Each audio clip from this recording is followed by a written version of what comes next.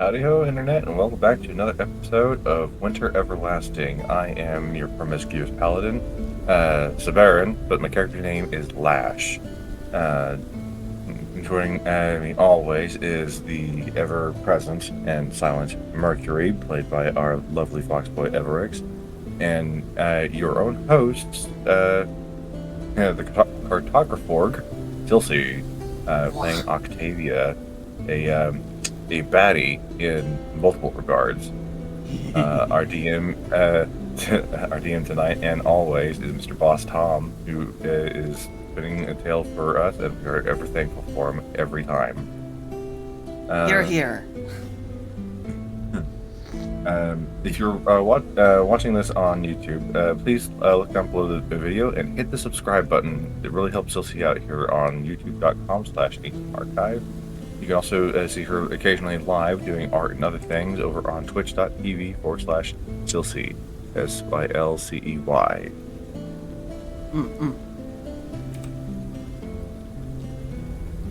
And anyone else who wants to go ahead and plug themselves, we have the time. Please feel free. I've got my Twitch over twitch.tv/Severin it's a mouthful, but SaberrenVoltHert.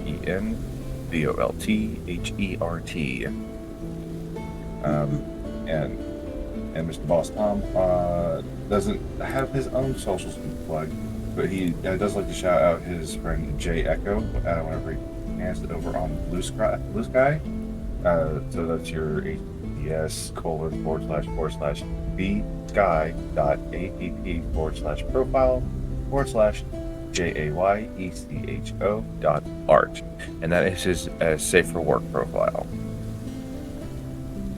And don't worry if you can't remember all of those, because all the links will be provided down in the description below.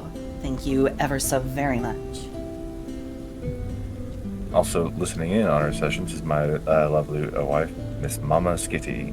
She has her own streams at times for art and other games that frustrate the crap out of her over on twitch.tv/MAMA_SKITTY.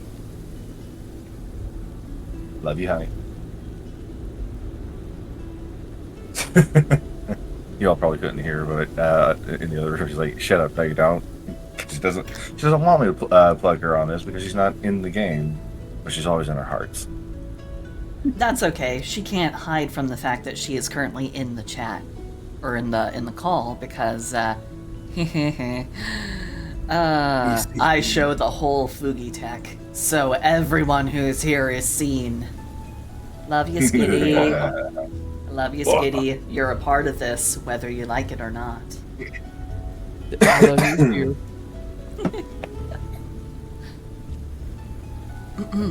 Alrighty. Take it away, boss. When we last left off in Winter Everlasting, our intrepid three set out from Caer Dinval to Cairn Koning. On their mounts, the trip made short thanks to Octavia's guidance of the harsh winterlands. Upon arriving on the outskirts, the party learned from the guard posted about a string of thefts in town, seemingly done by dwarven neighbors. Seeking information at the local tavern as one does, the party met with Speaker Trovis, a rather drunken silver dragonborn who lives off of his glory days of an adventurer. The party settled down for the night, with Mercury's living shadow warning him of another shadow with no body attached, sneaking around. Heading downstairs, he saw footprints in the snow that grew larger and headed out of the outskirts. Waking the party, the spider takes off after the footprints, with Trovis joining them. There they learn the thieves were not dwarves, but Duergar, led by Nildar Sunblight, son of warlord Zadarok Sunblight. Octavia did what she does best and led negotiations with hostile forces, where she learned of the Crescenabon, a seemingly cursed material that holds magic when cast on it. The party were given 3 days to repair any crystal fragments the town had for tribute or be besieged. Unknown to the party, Octavia learned of a connection to the crystal shards and a manic magic caster of old who used the tower made of the substance to surpass the limits of magic. Octavia initially offering her passenger a shard of a fallen god, the substance as an attempt to give it a physical anchor in the world, but has taken an unsettling affinity unbeknownst to the party to the shards and is counting herself in the race to control the tower.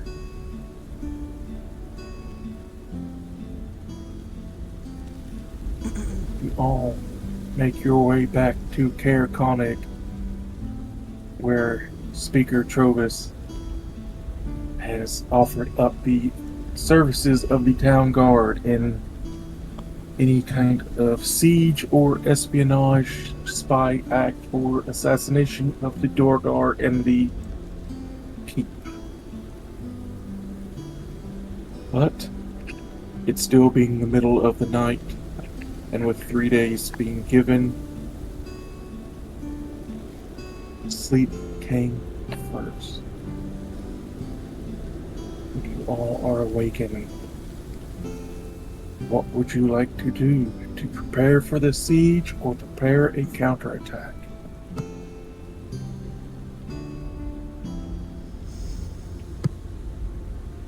I would like to go and speak with Trovis and see about about arranging for a trap trench to be made around key parts of the city where the Dwargar would have to come through, and building up like a defense across other areas that they might be able to sneak through, basically forcing them to bottleneck. And then I want to see about like trying to set up a like a pitfall trap, or pitfall traps at each different place, so that they either cannot sneak in beforehand, or on the day of the battle, they come marching in and they end up falling into traps where they can be picked off like fish in a barrel.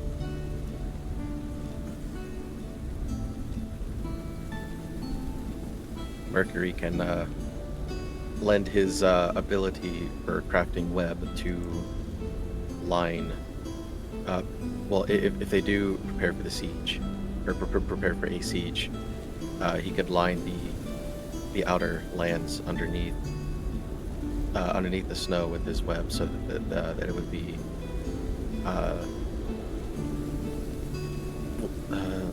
basically creating a lightweight canopy for snow to sit on top of to help disguise the holes.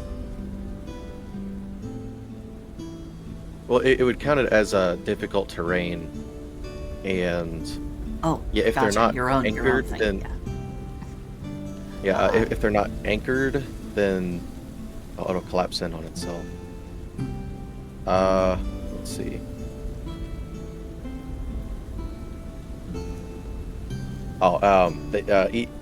Anybody that goes into the area where his web is has to make a dexterity saving throw. If on a failed save, the creature is restrained for as long as it remains in the web, or until it breaks free.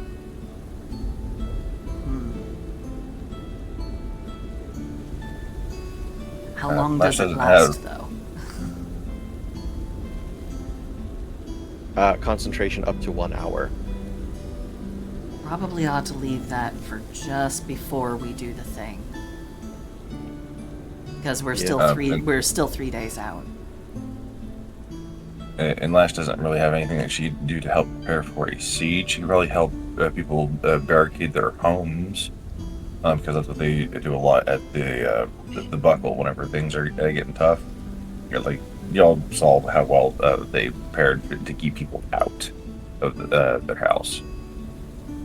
So you can probably just go around and help fortify certain locations so that it's not so easy, even if invisible, to get in. What I read though, when it comes to the duration, that is just the web's spell. But I imagine Mercury being a natural web weaver probably should be able to make it. I would leave that up. You might even work up an appetite. What? Have to consume He plenty might of protein. Yeah, he might even work up an appetite. Oh. But yeah, since technically the way he makes web, he uses his own body, and he just uses the spell itself as like a casting mechanism for it. If he needs to cast it, but like otherwise, you know, like he uses the magic to use it through his fingers, so he's not so it's not coming out of his butt. Right. Yeah, you don't want to go around pooping out string. That's a medical condition. But I also imagine that yeah. Mercury does not want to eat web that has had Duragar stomping all over it. Well, I mean, he can choose to not eat it. Like, if the Dwargar is going to be stomping all over it, then it's going to be used. He'll just eat Right. like, you know, actual food to regain his protein. Right. Hence my earlier comment of he might even work up an appetite because he's got to eat something else. I got that bit, but I was just saying like so. Since it is, you know, technically his body self-made web, would the concentration be up to 1 hour, such as the spells the spell web limit, or would it be like how his home is, where, you know, there's just like webbing all over the place?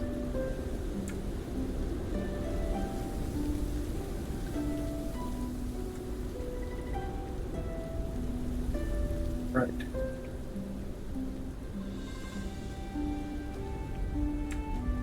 And the chat goes silent as we all slowly turn toward the DM. Trovis eventually goes and musters up his 25 soldiers and a couple of veterans who have served with him longer than others. And several of the townsfolk also come out with picks and shovels, ready to begin the making of defensive, pretty much trenches around the town. He looks around at the old, decrepit walls and kind of sighs, rubbing the back of his scaled neck. Really wish we had kept up with all of these. Well, you make do with what you have.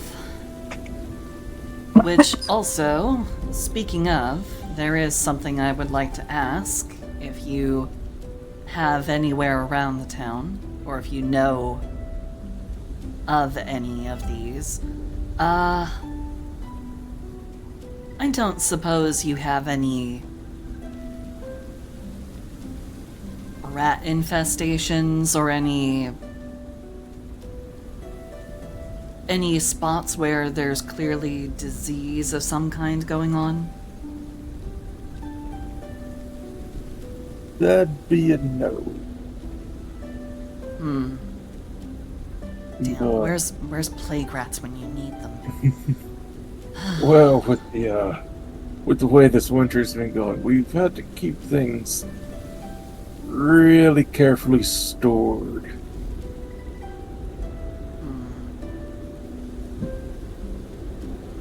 Ain't no telling when we'll be able to plant again, so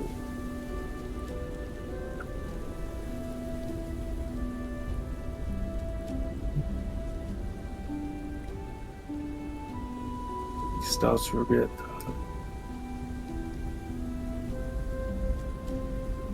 Now, I do have. I'll have to send a runner to go get it. But one of the other towns had borrowed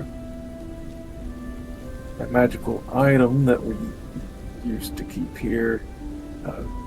Karakonic used to have real bad orc raiding problems, and we had some magical items commissioned to dig trenches quicker.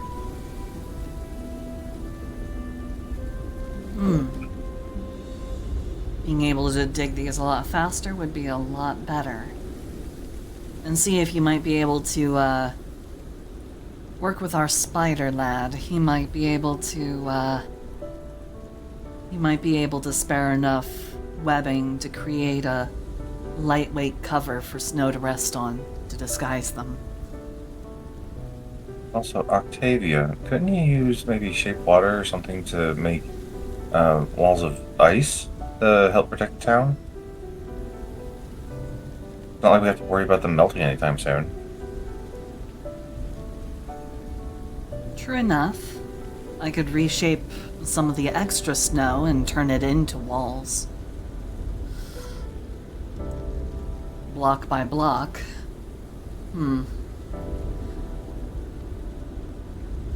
Well, seems good enough. I'll go ahead and start doing that. I had intended to create maybe some spike traps in the bottoms of the trenches, but walls are good too. Oh, you did mention that you've been trying to keep things good, well stored and everything as far as food. If you have anything that is spoiled, bring it by me later so I can check it out. I might have an idea for Mercury's talents to really shine.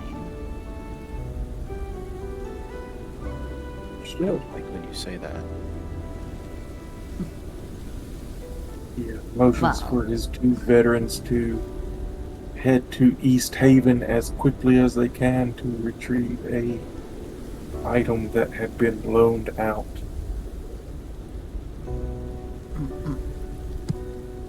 Oh, and as they're leaving, Octavia is actually going to actively ask them and ask around if there's anyone who might have diseases going on, or if there's particularly gross, spoiled food. Get some and bring it back. I have an idea. There's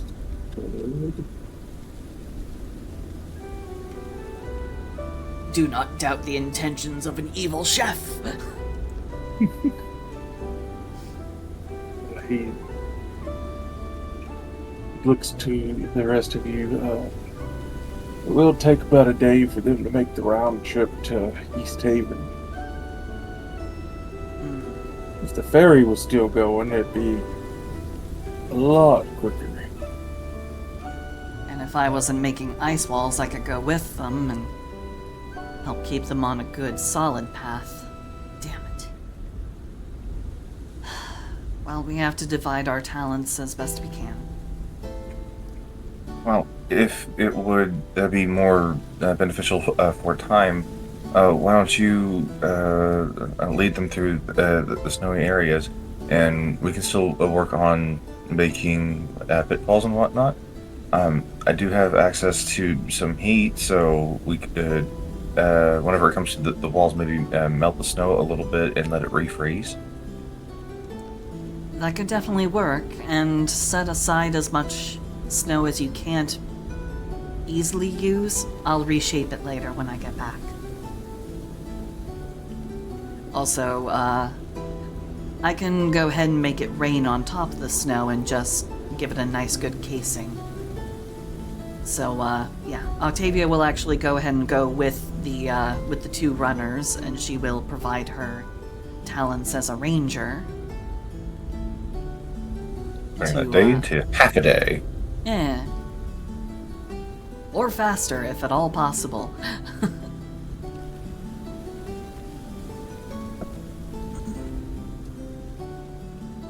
That way she can make direct inquiries about, hey, do you have any spoiled shit?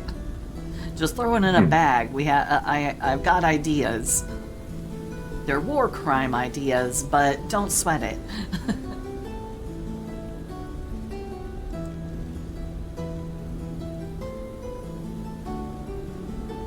Mercury, you are left more or less to your own devices on preparing webbing traps.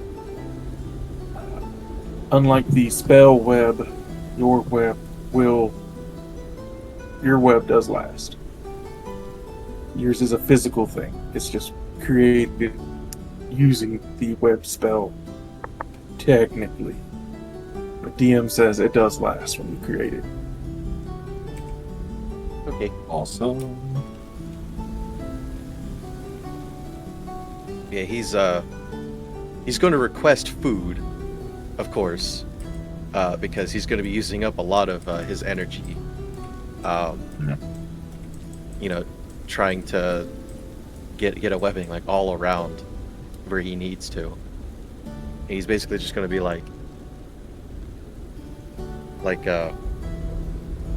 after all of this, I expect gold. Extra payment. Because this is gonna hurt.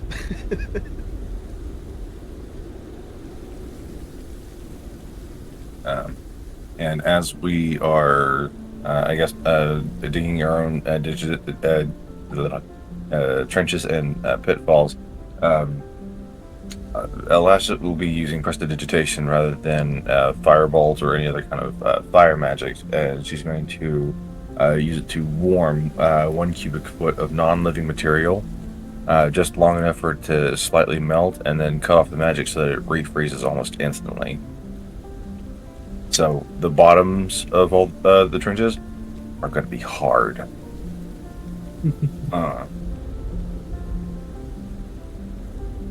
The soldiers work with you on. They start marking out trenches. They begin digging. Seemingly used to making defensive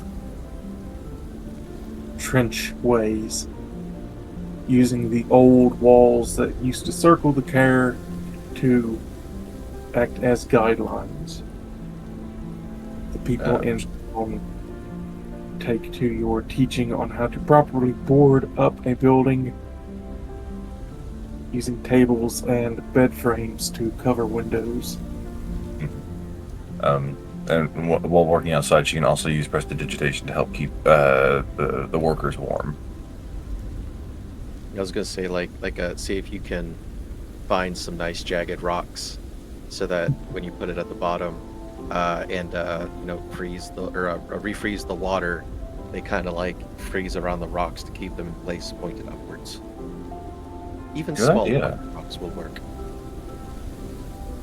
We're going Vietnamese on this one. If we were going Vietnamese, we would be putting poop-covered sticks at the bottom. Good idea. Let's do it. We still got time. Let's also add a hinge mechanism to this is so when they fall through, we got like wooden boards with spikes that kind of close in on them. War crimes, war crimes, war crimes. Yeah. Otherwise known Do as we have party ideas. Yeah. Do we have any bouncing buddies while we're at it?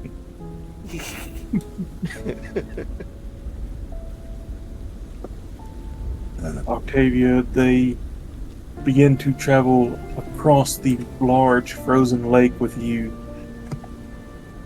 taking dog sleds instead of your axe beak, saying that even though it's been frozen for some time, they still do not trust that there are not weak spots in the ice. So dog sleds it is as you make your way across the partially smooth, partially bumpy frozen lake. With your guidance and expertise in winter expeditions, you do lead them quite quickly over the course of 4 hours to East Haven.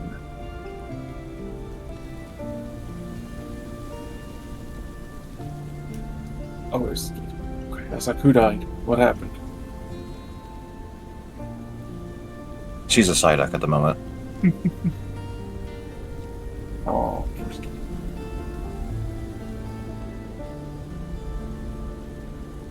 as you approach East Haven,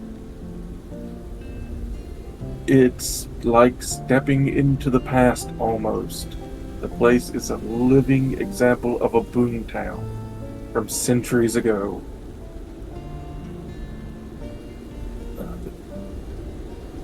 They have pretty much...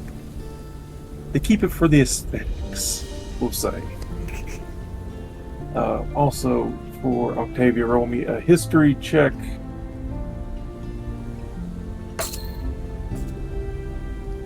That was almost bad. A 22.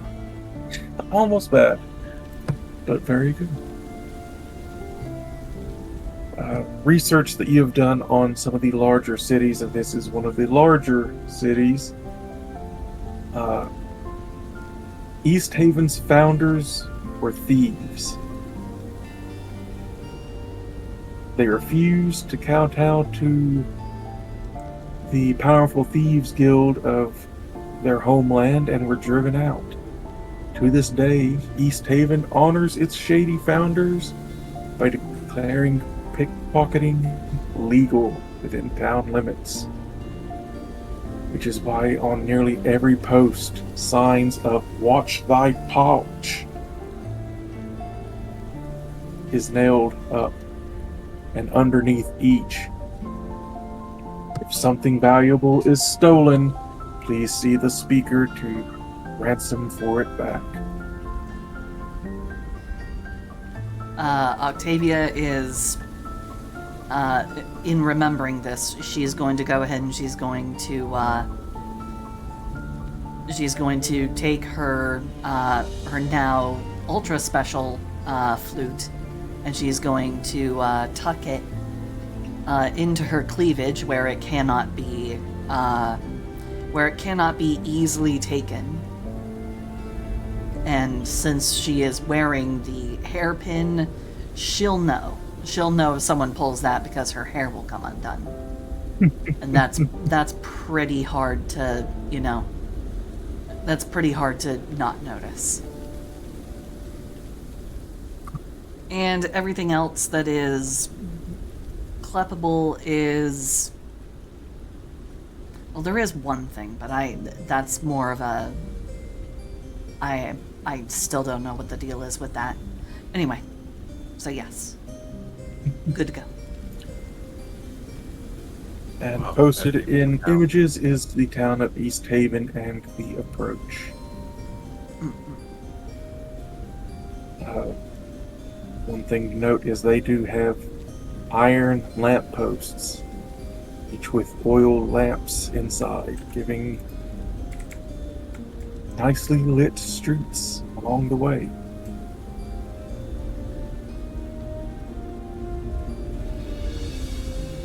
Woof. Donkey Town. It's one of the big ones. As you are approaching from the dock side across the lake, you are seen by some guards and fishermen out on the docks. They give a wave over. The veterans are going to fairly well leave you to your own devices, saying they will be back to the docks within the hour as they go to get the item in question. What would you like to do in town? She's going to go and immediately find the speaker to go and speak with them. If anybody knows anything about either,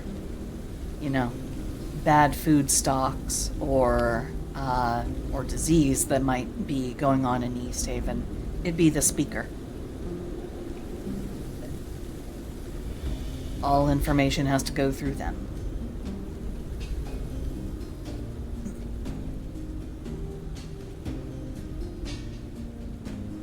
They give a wave to another guard. He marches you to the speaker's house, where you are handed over to Speaker Daneth Whalen. Mr. Whalen, from Wayland Utani Group. Sorry, had to do No. it. Anyway. Way this way, Bradley.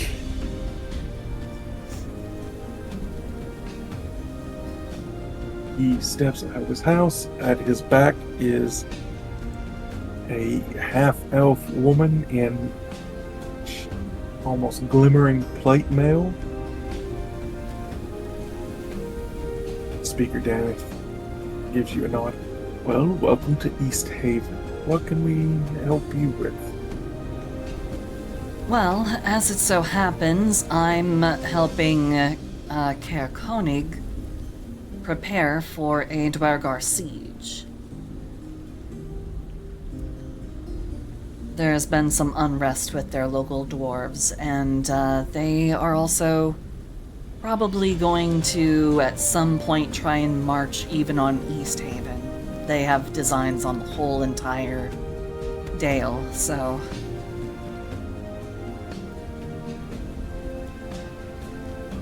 I am seeking a means of being able to maybe even out the odds, since we still have some time. I don't suppose you have any particularly vile, spoiled, rotten food or diseased critters like rats or other unseemly things? The more virulent, the better.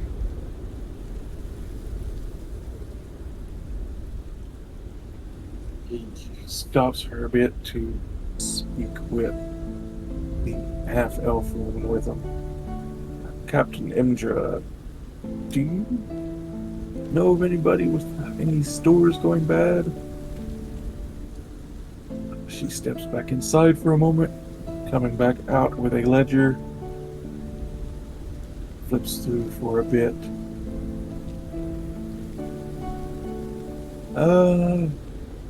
That would be the wet trout, sir. They had a particular batch of potatoes that were going to be used for alcohol distillation go sour. Potatoes. A potato that goes wrong enough can even become poisonous. I'll happily take them off your hands, if you want to get rid of them. Again, I'm looking for any and every angle possible.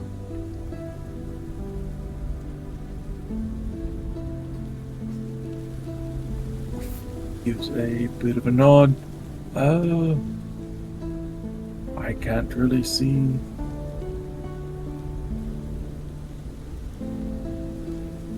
any problem with giving it to you. They were taken from the inn and put, well, kind of just out to freeze to stop from stinking. That can be helpful too. If it slows the bacteria but doesn't kill them. Right. Where can I find the sack of potatoes? We'll be heading to the far north end of town. Wet trout. They popped it out on the... I should have given you the map with the... One moment. Why did it have to have an ad interruption? Son of a bitch. I know, right? Oh God.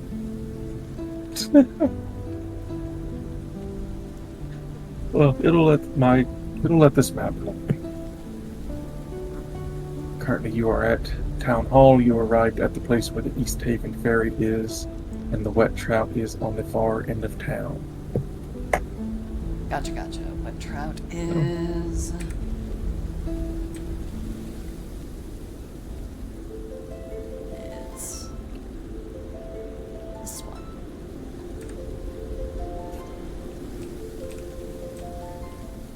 I've been drawing so much stuff with pink and red. That's like the first freaking brush color setting I've got going on. Oof. Okay. So, yes. Octavia will go ahead and she will very quickly make her way. After thanking the speaker, of course. Thank you most kindly for your assistance. And I hope to be able to come back under less dire circumstances. As I believe I also have business with the... I have business with the... out of character. I have business with the bank here, correct? Yes, the local branch of the Great Gaunt Bank. I have business with the bank here. I'll need to attend to that once we're done. Oh, who knows? Maybe I can swing by as I'm grabbing the potatoes. Again, thank you for your aid in this matter. And Octavia will take her leave to, as quickly as she possibly can, go and grab le sac of potatoes.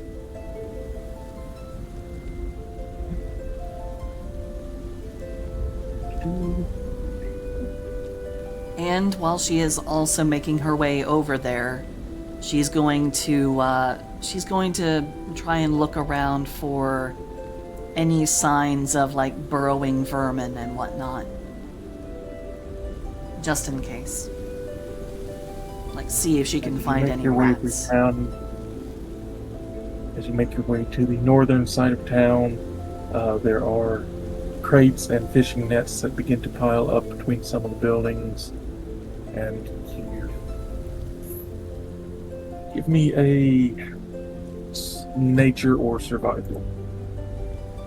Okay, let's see. I'll give a survival. Would this be covered by my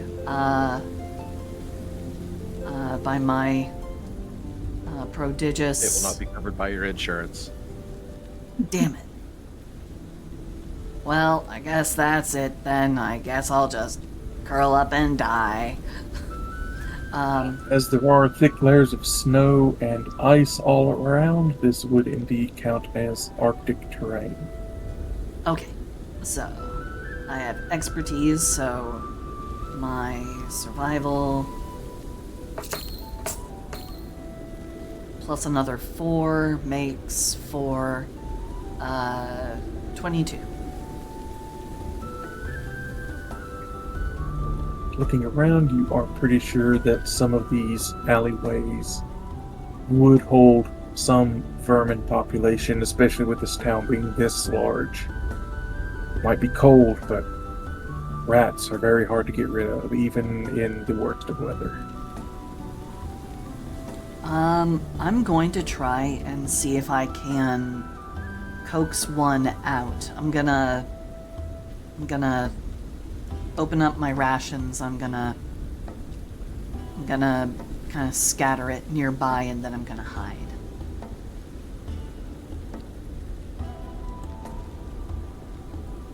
Alright. Give me a stealth check to get out of sight enough, but be able to still watch down the alley, please. Okay. Don't roll bad. I said don't roll bad. I'm gonna silvery barbs myself. Better, Daniel. Do better. I'm doing my best. Okay, so I'm gonna give myself advantage on this one. There we go, an 18. Stealth is not one of my strong suits, since I'm primarily a bard. A charisma bard. You're made to be seen, not hired. Yeah. You set out a bit of food near a rather large pile of fishing nets and crates. Manage to get yourself hidden away to the best of your abilities.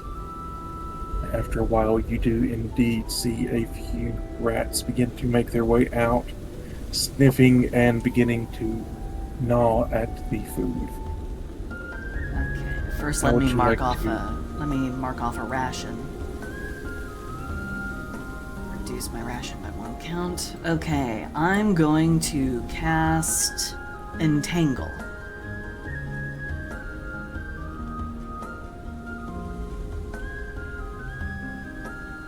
So I'm gonna need the rats to give me strength checks.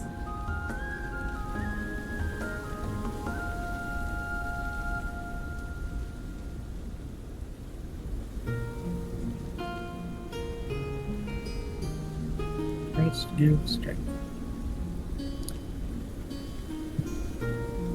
Let's see. 1, 2. So a 0, a 3, and a 3. All fail. They're stuck. And all it really looks like when she puts her hand down into the snow to cast the spell, it just looks like kind of dark, watery tendrils just kind of forming into a very strange, almost like an inky, flexible net. There we go. Knew I'd find some of you around here. She's gonna look around and see if she can find enough like burlap to like wrap around them, and like enough netting to create a thick enough bag to like fully encase them. Give me a quick investigation. Okay. Man, so many checks because I'm trying something. Yes. 22. Looking through, eventually you find a lobster trap. Perfect. Still want to keep them warm enough that they don't die out here in the cold, so let's just whoop, and she like layers them up inside like the netting from one of the smaller like rat nest kind of looking things. Then she's gonna go ahead and stuff that into the lobster trap, close it shut. There we go. Let's hope that you little cuties remain good and well behaved on our way back. And now that she has the rats, she's going to go and get the sack of potatoes, and then she will make her way hastily back to the dock to meet up with the veterans.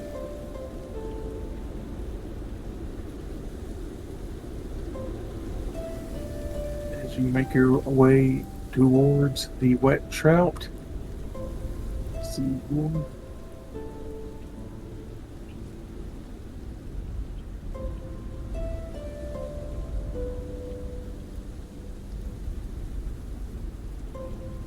As you are making your way through, there are a fairly large amount of crowds.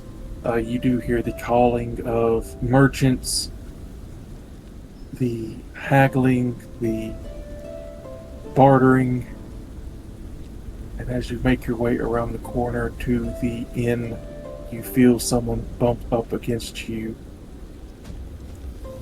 Immediately reach over to grab them.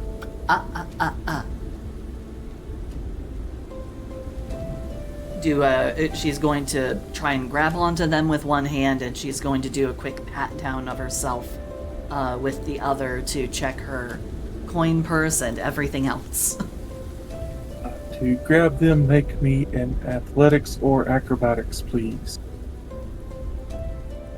Let's see, a +1 or a +0? Let's go with +1 with my acrobatics.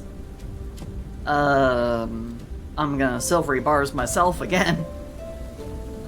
All my spell slots used up just to not fail at my rolls. Ugh. And I will try it again. Try it again. Nope. 11 is my highest roll. Fuck. Damn it. You're not exactly sure what this person is. Their skin is a yellowish tinge.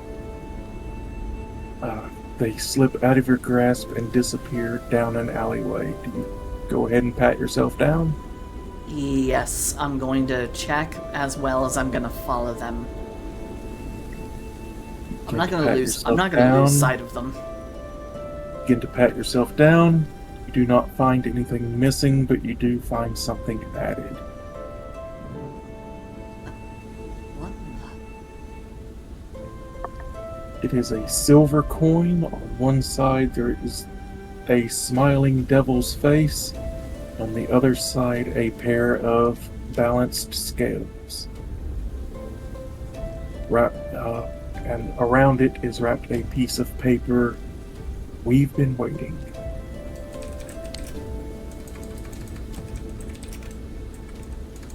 Do I recognize the symbol? This is the main coin currency of the Duodem Empire, where the Lord Leland Gaunt is from, the owner of the Gaunt Bank. So this is a coin from his bank. You wish to inspect the coin further, or simply keep it? I will pocket the coin for now. I'm a little pressed for time, since the veterans were going to be done with their business within the hour. Sure. I'll have to come back and deal with this.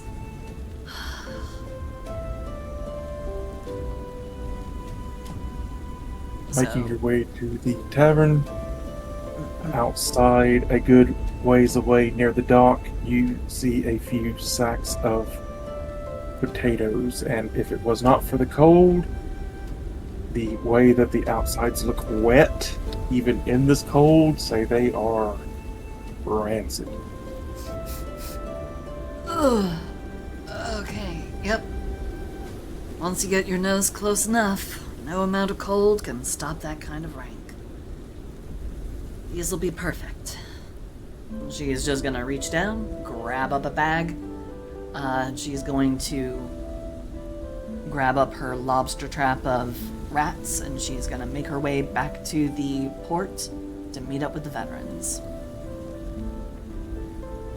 Meet back up with the veterans. You do not see any large or impressive object that has been acquired. What looks like just a pair of shovels. Fancy shovels, but shovels. You know, if I weren't somewhat versed in magic already, I would be looking at those and I would be asking the question, why are they so small? I was expecting something more grand. But you know magic can be deceiving. Indeed, indeed. So after just a curious look, she'll just go ahead, shrug, put the lobster trap on top of the sled, drop down the sack of horrid, rank potatoes. All right, let's go ahead and make our way. I need to get these potatoes warmed up. And I need to start making something incredibly, incredibly horrid and vile. They look at you questioningly and possibly a little worriedly, but do not voice their concerns as they take you back across the lake. Do Mercury! not question me. Don't question me or my methods.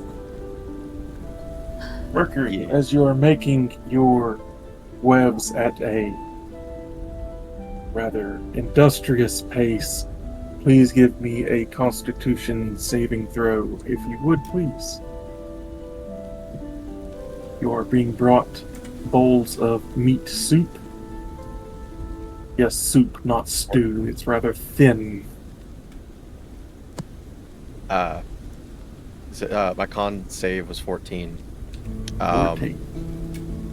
But like, so as he is eating the soup, they can actually see like he'll put his fangs in it and just kind of like drink the the broth through his fangs, just like. And if there's anything that's thick, or too thick to get into his fangs, they will see what his venom looks like as it breaks down the meat. Like any meats that are too thick, they'll still see how his venom breaks it down, because he's working. Oh god, this meat is so thick.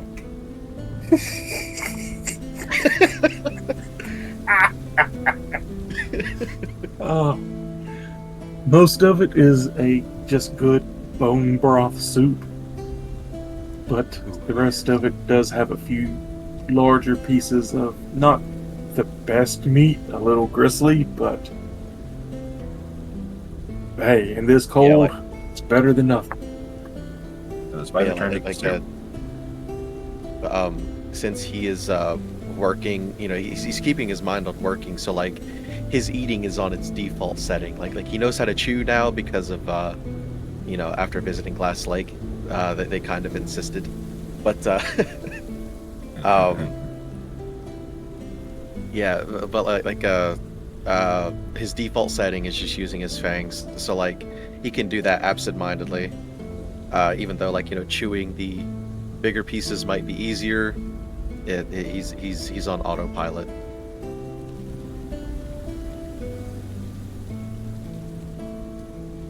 With 14 Constitution save, normally you can just make the 2 bits of web on a short rest. As long as Octavia is gone, you are able to make enough to get a good 60-foot line of web.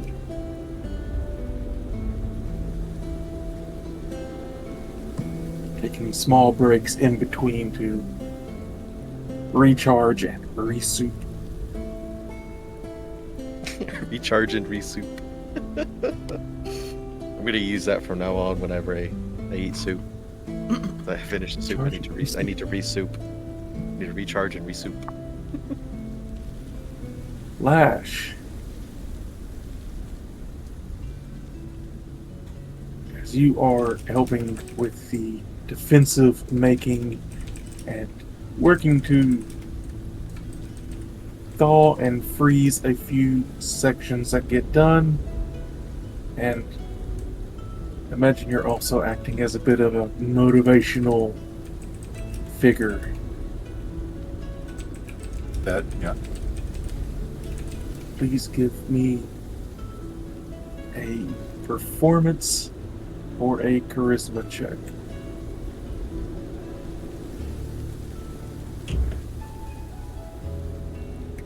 That person bonus is +3. So my performance is going to be a +8.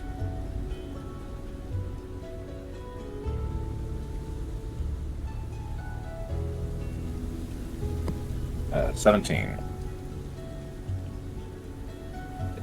As you work, you are able to get the soldiers who stay behind rally the individuals working as a rather well-trained group to start digging out these trenches. Over the course of the day, they are able to get a good 40-foot long, 5-foot deep, 5-foot wide trench dug.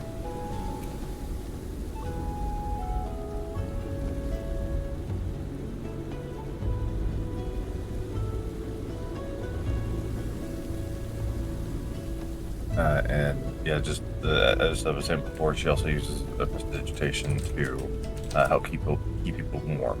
And she'll try to make it subtle by like draping her tails across whoever she is trying to warm up. It does indeed make you popular with these people, as your presence seems warming.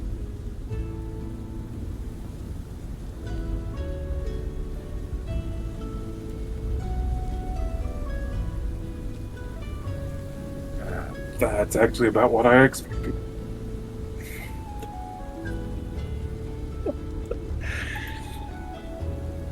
I mean, we got stuff to do. Lash can't go around town just blowing people for money.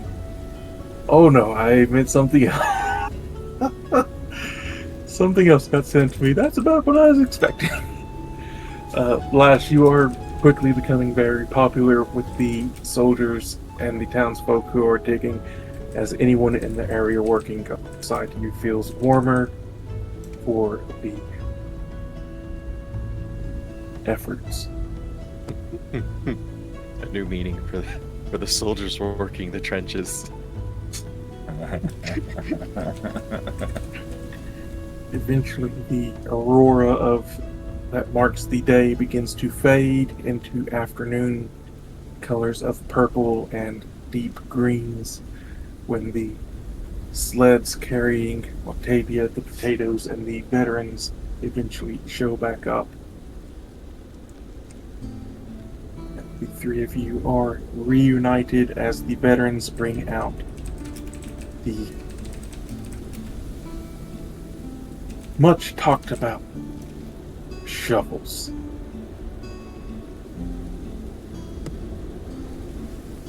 It's not the size of the ship, it's the motion of the ocean. Let's see what these puppies can do. And I will post the items in the items section.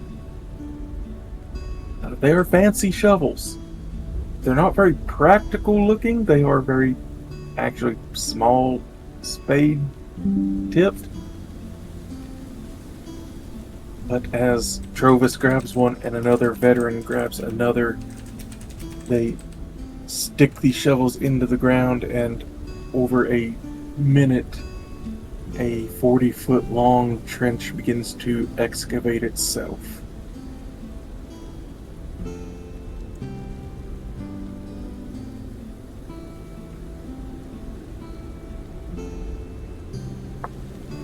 With the excavated dirt being put on the town side, so it makes a dip in the front and a hill anyone in the dip has to climb over.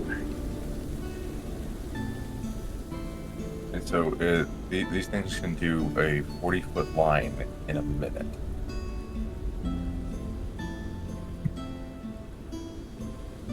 Okay, that's impressive, not gonna lie. Man, living here in Ohio, I sure do wish I had that. They don't work I'm on. not sure. Yes, touch the tip of the shovel to a patch of loose earth. Within 5 feet of you, speak the command. When you do, you can magically excavate up to a total of 8 continuous 5-foot cubes of loose non-magical earth. Starting from where you touch the shovel, takes 1 minute for the changes to complete. Any dirt or stone removed in this way is destroyed, leaving behind any loose metals and gemstones in the excavated area. Yo! That's good. Okay, is Octavian eyeing one of these for her gem mine? Yeah. She has a gem mine, so she needs something like this. It would be so damn helpful. We just gotta clear out a Yamasambra. I mean, yes, but I mean, you know, it's fine. Don't worry about it. And you know, He's fine. Don't worry about it. Forget about it. That face is kind of hard to There, forget about, Elena. though. What? Yeah, that face is kind of hard to forget about, though. Oh. Did you load already? The secondary shovel that is... Come on, would you hurry up and load? Well, the first shovel is golden and lovely looking. The second one is a little more... There we go, finally. A little more grim looking.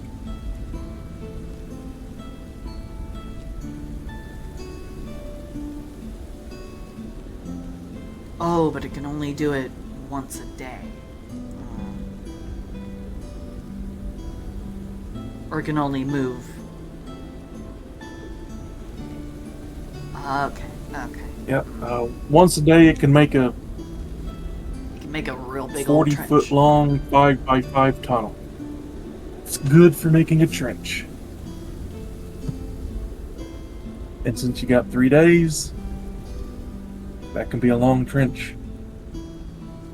Yep. The Or second some shovel- very strategically placed ones. Indeed.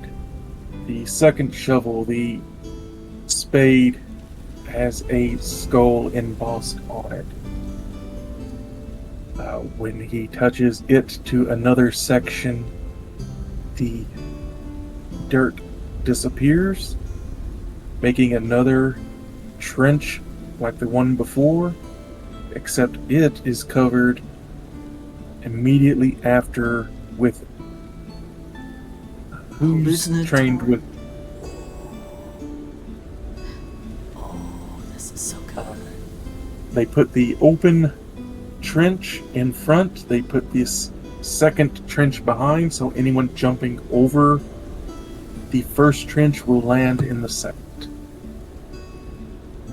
And the skull digger, they can be used every 8 hours instead of just once a day. Yep. Nice. It's kind of an upgraded version, except it does not spare gems, it just destroys everything. Yeah. Oh, the hallucinatory terrain spell effect only remains for 8 Yep. hours. Okay. Yep. But oh yeah, this They one will- would be the good one for digging out the trenches without pause.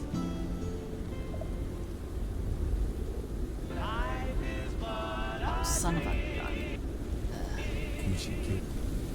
Yeah, once you remove 10 cubes of dirt or stone in this way, the property of the spade can't be used again for 8 hours. So they can get the trenches dug, and the one that does the illusion can be used to make secret trenches for traps. Secret trenches. Secret Secret trenches. trenches. Yeah, Through the it'll make, mountains. it'll make good traps. Yeah. Oh, it's perfect for traps. Trovis balances the shovels over his shoulders. Gives a grin. Every town used to have some of these on the northern-facing side when we used to have to deal with orcs all the time. Kind of emergency trenches. Well, emergency trenches are needed again. And I must say, those are quite spectacular. Especially the golden one. Quite spectacular indeed. I don't suppose there's anyone in town who might be a trained apothecary or potion maker? If even just a little inkling of talent? Looks at Mercury with the poisoner's kit. Well, he has the kit. Do you have proficiency and or expertise? What do you mean? Do you have expertise, or do you... Never mind. Fine, yes. Besides, this plan is kind of integral. It kind of depends on you anyway. Never mind, she does not ask that question. She instead turns to Mercury. Mercury, darling. Oh, yeah. My proficiencies in training. Yeah, my proficiency is disguise kit, forgery kit, poisoner's kit, and thieves' tools. Okay. Alright. Just wanted to make sure that you have proficiency with a poisoner's kit. Okay. Yes. So, Octavia, knowing of your training in assassination and/or murder,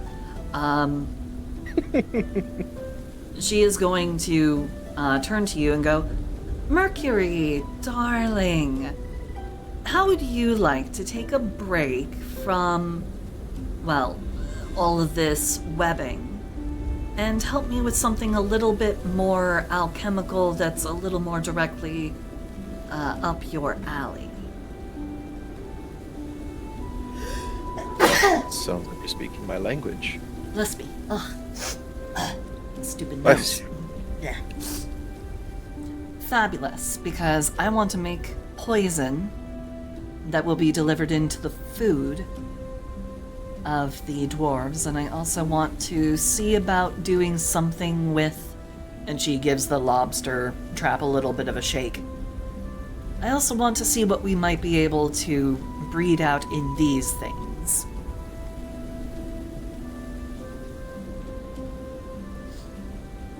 All right, you're the boss. What do you need me to do? I need your poisoner's kit out, and I need you to start working on these potatoes. They have gotten partly frozen, so we're going to need to heat them up slightly. Not too much. We don't want to kill the dangerous bacteria in there. As for the rats inside this cage, we're definitely going to want to let the bacteria manifest. And, if you're needing to thaw something out, I can do that without getting it too hot. That would be most welcome. These potatoes were going rancid, and with them I hope to be able to at least use Mercury's profound sneaking skills to see if we can maybe sneak it into their food supplies at least the night before they have said they're going to come. Okay. I can absolutely do that. And as she lightly drapes a tail over the potatoes, she will cast prestidigitation to warm potatoes. Not cook them, warm them. Mm-mm. And you may want to wash your tail afterward because these things were starting to seep through the bag when they got thrown out into the cold. So, Prestidigitation cleans off her tail. most excellent.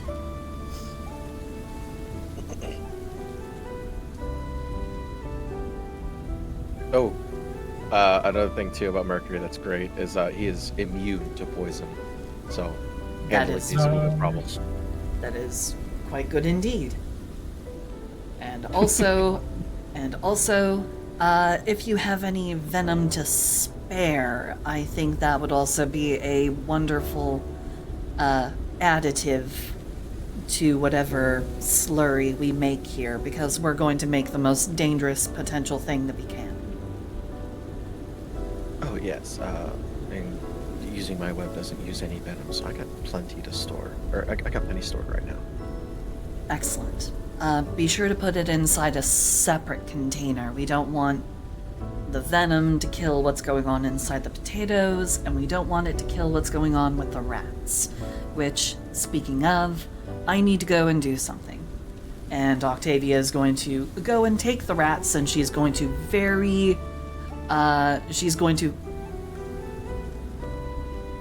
somewhat apologetically go and, oh god, player me hates this, but Octavia wouldn't have a problem with it, but fuck, I hate this.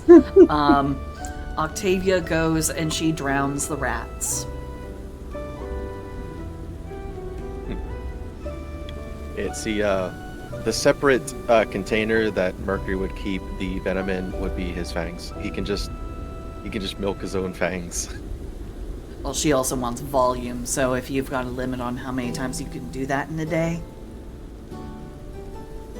That would be up to DM discretion, because otherwise I have no limits. Yet when it comes to my spider bite and all this stuff, it does not tell me I have a limit to how much venom I have.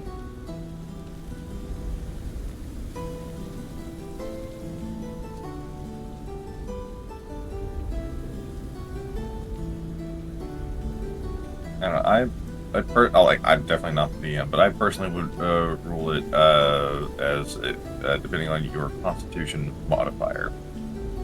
Like Or outside your- of combat, that's how many vials that you can fill in a day. I was personally going would to say your proficiency but- bonus, but yeah. But they are the same, so you can get 3 vials of your venom a day.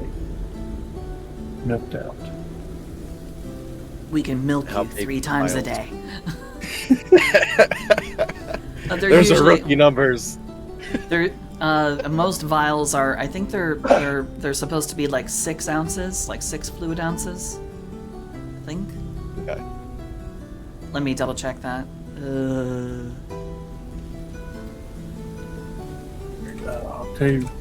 Mercury, well, Octavia's checking that. Give me 4, medicine with 4 advantage, ounces. please. They hold up to 4 ounces. That was my bad.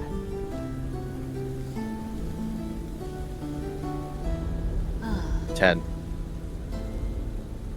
You see, Shadow is giving me taunting rolls. Like, not necessarily terrible rolls, taunting rolls. It's waiting.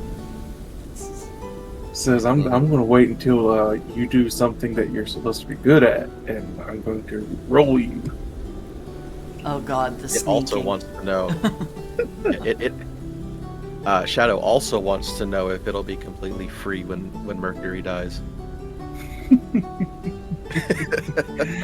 Oh, But it's had I until then. haven't but been it'll looking at meditate. a certain species in one of the books. Oh no.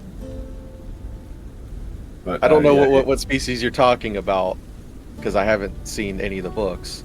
But I don't trust you when you say stuff like that. Whenever it comes to you and your shadow, it's never going to give you up, never going to let you down, and never going to run around and desert you. Until it finds a better deal. And the make guy, never going to say goodbye, never going to say die and hurt you. Instead- with a 10, Instead, what you want is you want a shadow who will be will be able to make you sing out loud. You got a friend in me. You got a friend in me. Literally. 10. Until then, it's a frenemy, so you got a friend of me. You are proficient with your deal, so that'll be a 13. Wait. What did you just roll? Medicine at advantage to begin crafting poison. Okay. What did you roll? How good, bad was it? 10. Plus the proficiency bonus, so I guess so 3. Silvery barbs. Or all Do it 13. again. Okay. Do it again with advantage. God.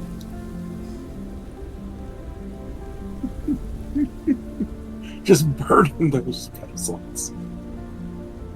21. So Much 24. better.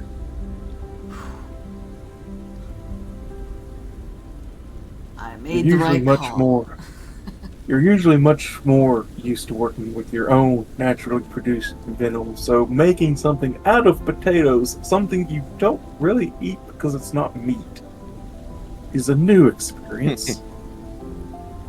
And you're nearly about to overcook and completely boil away anything useful when you hear Octavia's words in your head, "Don't screw up." And now you have the violent vodka. Now you have the bad potato water. Plus Octavia is Monster. there. Plus Octavia is there to help you, and she is a practiced chef, so she can actually go in there and help. Make sure you. So what you're saying is that whenever it comes to more than just social situations, we should let Octavia cook? Yes. Also, I guess it kind of makes sense that Mercury would not be a chef. Since he's yeah. perfectly fine with eating anything raw. I And mean, wiggling. you do kind of digest things within themselves, so you know, spider-like. Yeah, you do digest things with your teeth. And with it being a 24 poison you create, this would have the effect of carrying crawler mucus. It can paralyze a creature. I'm not paralyzed. I can do Nice. And with a whole bag of potatoes, or do we have to like do it for different portions of the bag? The whole bag, you are able to get 10 vials of this stuff. It's thick, it smells like vodka, but with something that you know isn't right because you made it. You promise use the bag, the whole bag, and nothing but the bag, so help me God? It's basically, Most- against all odds, this vodka has gone bad. I don't think dwarves and dwarf variants would probably care. Because the violent I vodka- still stand by the fact that since dwarves and dwarf variants are naturally poison resistant, a lot of their cooking is naturally poisonous to other creatures. Not terribly, but you're getting I ate off a food truck in a foreign country after you eat at a dwarven place. Well, at least you're not drinking the water down in Mexico. I did that once by accident. When I went to a wedding in Aguascalientes, Mexico. And then you never did it again, now did you? I had dysentery for 4 days, and I was sick for another 6. You just stay off the Oregon Trail. Basically. Fortunately, they had medicine for it, and I was able to be taken care of, but, you know, it still wasn't great. But, so, now that we have a paralyzing poison, Octavia's just gonna go, dwarves may be resistant, but they aren't immune. And any number of them that we can take down with this stuff, the better. I think that's where he actually mentions like when Octavia's just like you know, they may be resistant, but they're not immune. Mercury's like, I am. As you begin to work with the rats, make me another medicine with advantage. Because Octavia is also going to help you. Please roll good. Please roll good. Please roll good. Please roll good. We'll see. Please roll good.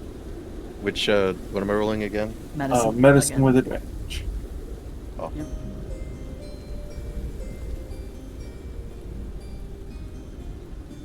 $16.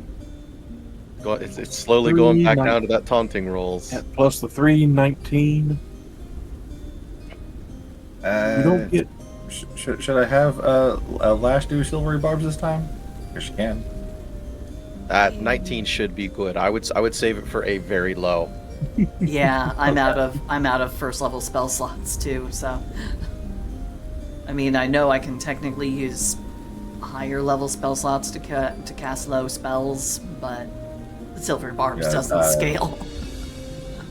I want there. I want there to be a higher chance of getting above what I roll than getting below. Very true. Okay. Mhm. Yeah. I'll save it because Lash is a thing where she has silver barbs once per day without digging into her 4 first level spell slot. Lucky. No, I don't have that feat. Not yet. Can always take it next time we level up. I'll think about it. So yeah, pretty much anything over 10 anything 10 and under, maybe, but anything over 10, don't silver barbs. Gotcha. Okay. Rolled on this one. Ooh. That's not a bad one.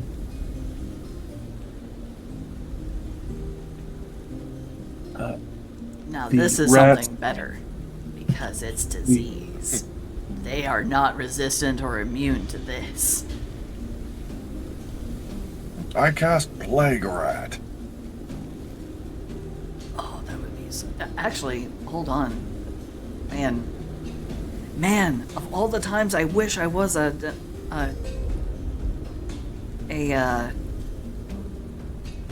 man. Of all the times that I wish I was that kind of a ranger instead, the, what is it again? Crap, why can't I remember?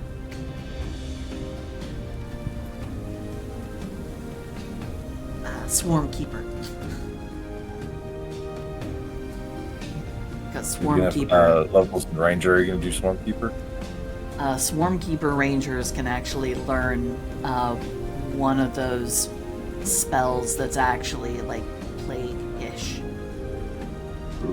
So, but then it also makes all the other features really, really weird if you choose rats as your.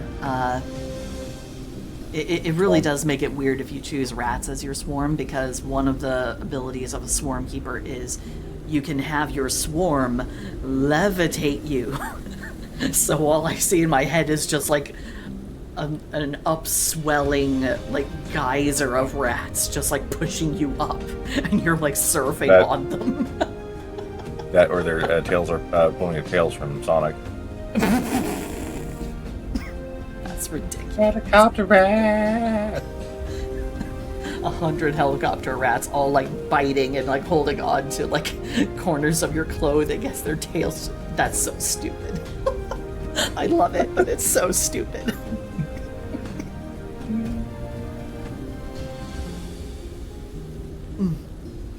This stupid book load already. Come on, load. You can do it. I believe in you. I mean, I don't really because you're terrible, but... We're no strangers to hide. Why do the ads have to keep popping in on this one? Oh, because it's a big channel. That's why. The So big hashtag channels. not sponsored, but have you tried using the Brave browser? Eh? It has a built-in ad blocker. Ever told me about it. I switched over to Opera GX like a few weeks ago. And I've Because, they been decided to get using their- Opera GX Yeah. for ages now. But unfortunately, it's YouTube. Yeah, Like YouTube Yeah, does it. Yeah, YouTube. If the way they do their ads and stuff, like they really push their ads like regular ad blockers and everything. They like it's like YouTube detects if you have an ad blocker, and they're just like, yeah, we just straight up won't play videos if you have an ad blocker. Yep. And it even detects the ad blocker with Opera GX. So there's just like no way around it. And Yeah, it's it not has just the- them, it's a whole bunch of other websites that, play videos and stuff. They know when you have an ad blocker. So it's just Yeah, like, damn it. Yeah, the YouTube also detects Brave's ad block too, so switching to Brave wouldn't work. You managed to boil up 4 vials of sewer plague.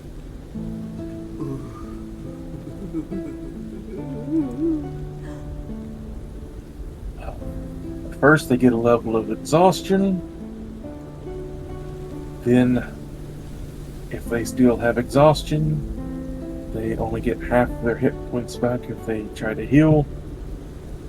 Then they begin to, they do not regain hit points on a rest. It just keeps getting worse and worse. Yeah, because if they Mercury. keep failing their exhaustion checks, their exhaustion checks, they could eventually die when they get enough exhaustion. Mercury, Like have what? I ever told you that I truly and deeply appreciate your very alarming talents?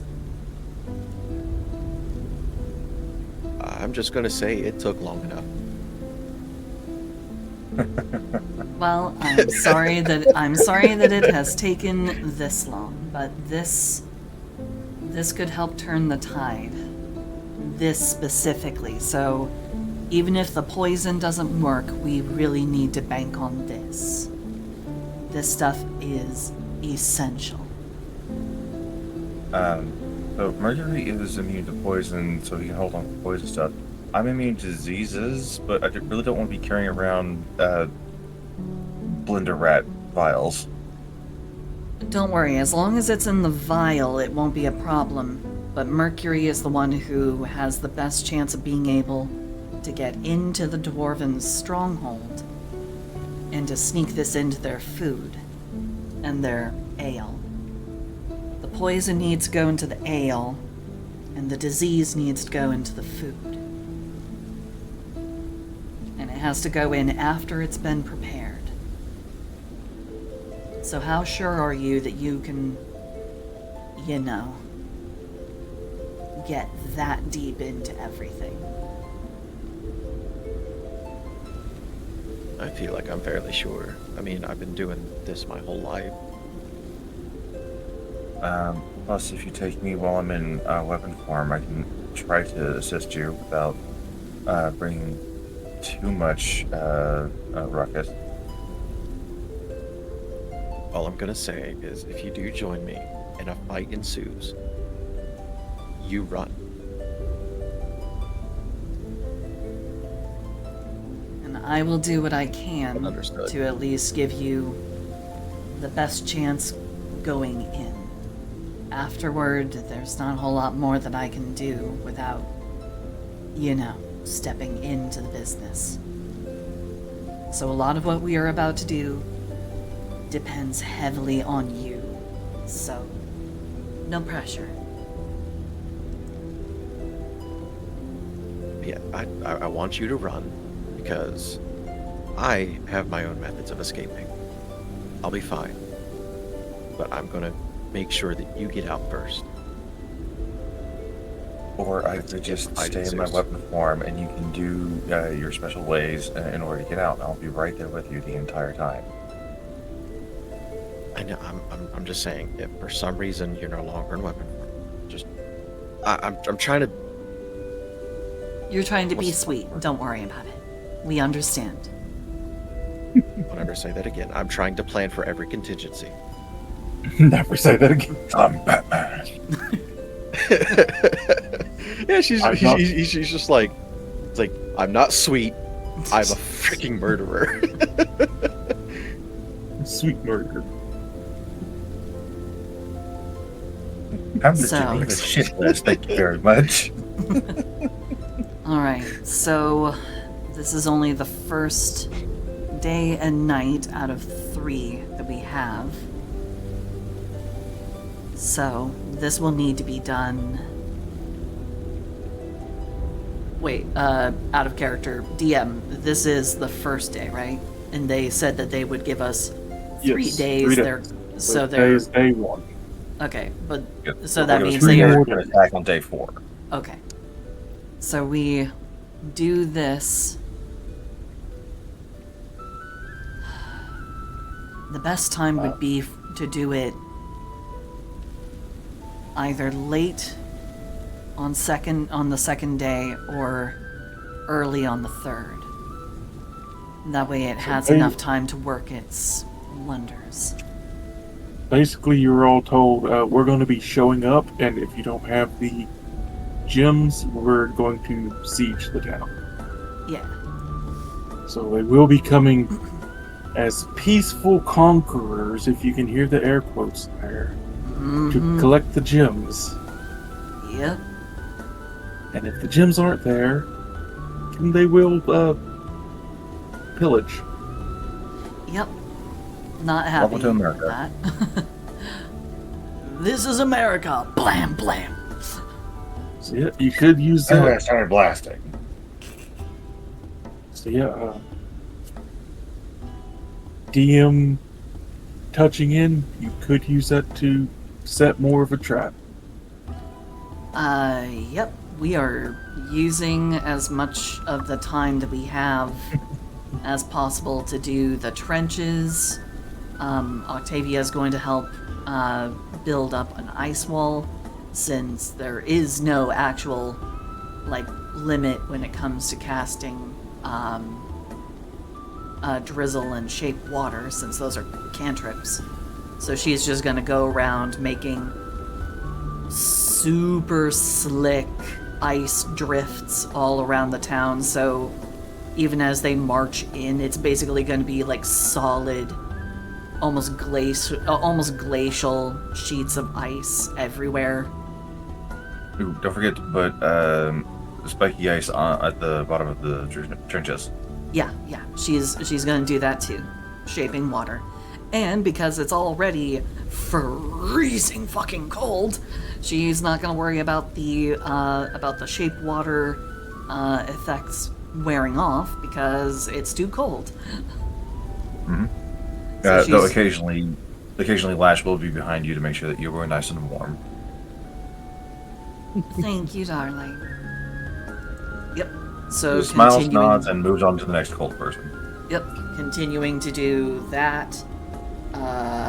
So trenches, walls.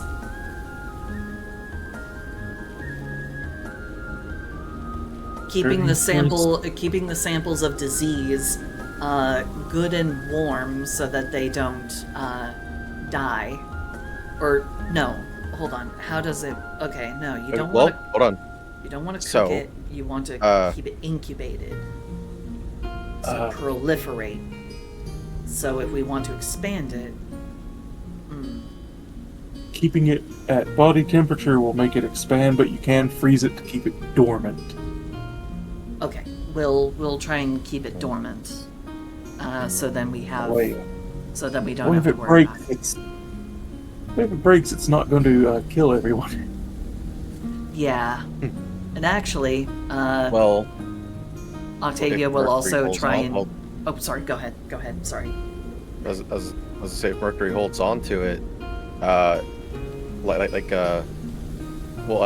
within his cloak, it might be at the room temperature or body temperature, but it wouldn't affect him, so he'd at least be able to help it spread slowly as he's going in quickly. The poison wouldn't. The disease, you're not immune to disease. Yeah, poison is one thing, disease is another. The disease is the one thing that I don't want us to lose, because the dwarves aren't resistant or immune to disease either. Oh, gotcha.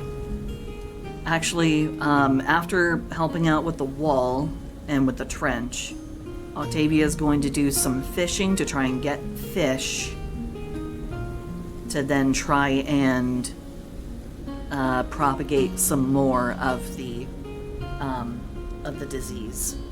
See if we can maybe drum up just a little bit more, because she wants to make sure that they are all sick as dogs.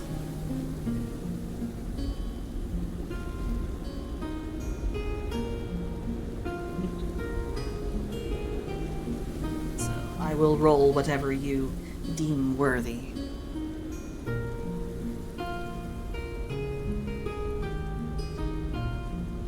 I am drinking coffee from yesterday. I am proud of myself. I am not drinking cups and cups and cups and cups and cups of coffee. I'm actually managing pretty well. And pass for the forward. Lash, you are keeping Octavia warm. Mercury, you are acting as the virus holder, or the poison holder, while the virus is being kept in a secure, cold location to keep it dormant and viable.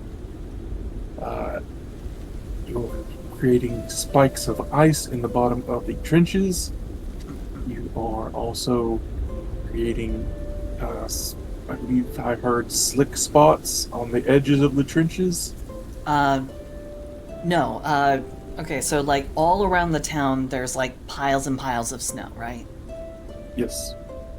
She's using drizzle on top of all of that snow to basically Okay, create so massive sheets of hard, Building up. slick ice. building up walls of ice. More like slipping hazards. She wants to make it Yeah.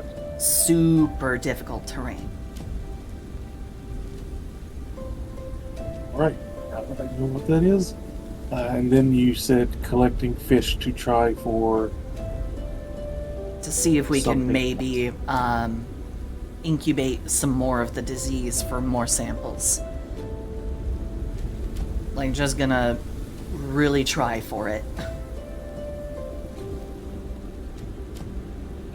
As much as we can get in the short time that we have. This will be the last time that she tries anything with the disease because she is in mostly just territory that she has read about. She's not a warrior. She's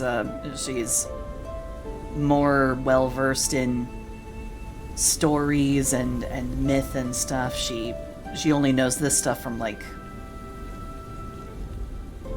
legends of how ancient heroes defended cities with, like, you know, burning poison brush or, you know, hurling disease-ridden cattle carcasses with trebuchets, that kind of thing. She's only going with what she's read.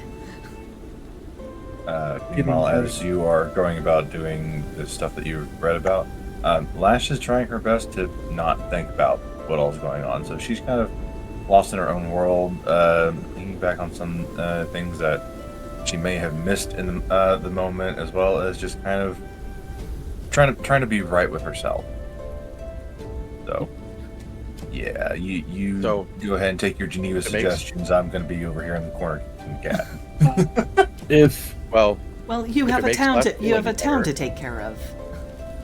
I was gonna say, if it makes Lash feel any better, she's not really taking any part in the assault version of the assault aspect of this.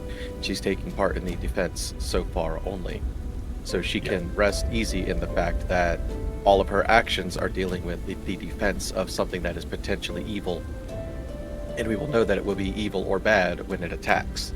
But she has so far had nothing to do with the assault aspect.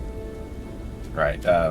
And much like whenever we were dealing with the hordes of enemies back in her hometown, where she had no qualms with you all taking them out because taking them out meant safety for her family.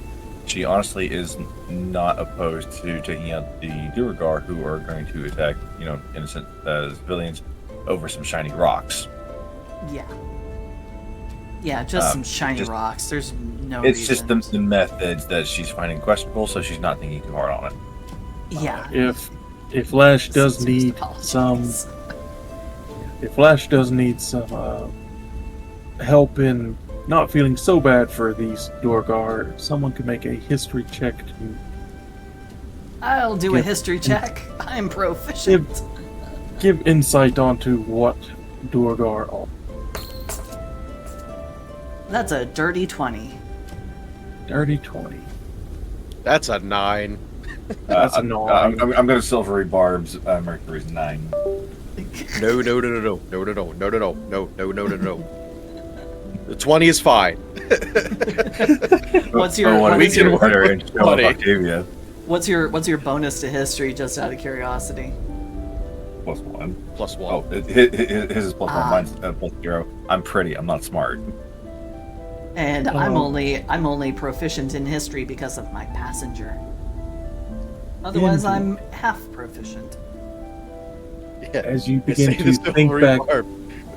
as you begin to think back on the history of Duergar, Octavia, your passenger seems to crystallize your memory, making it clearer.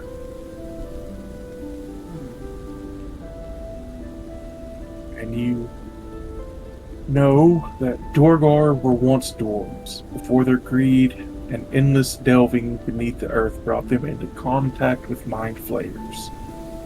Held in captivity for generations by the Illithid, these dwarves eventually won their independence with the aid of an evil god, Ladgur, which is where they take the name Duergar, dwarves of Ladgur.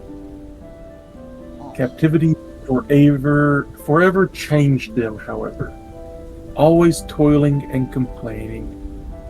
Their spirits have been darkened forever. They are, even with their freedom, they are dour, pessimistic, untrusting creatures, with no memory of what it means to be happy or proud, only anger. Their craftsmanship and accomplishments endure, but they are bereft of any warmth or artistry. They are just as skilled craftsmen as dwarves, but there's no heart in it. It is completely utilitarian.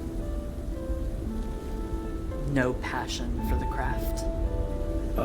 And this part is something that Octavia would not enjoy about these creatures.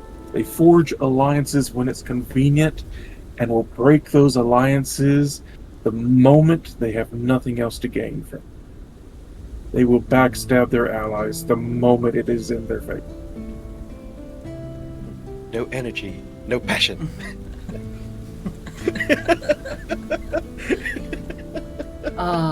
My mind is a sunless place. They are tyrants. Octavia does kind of gently try to alleviate some of Lash's worries, and she does relay this, making it clear that some of this is thanks to a little bit of reflection from my special passenger. And that honestly, this is all,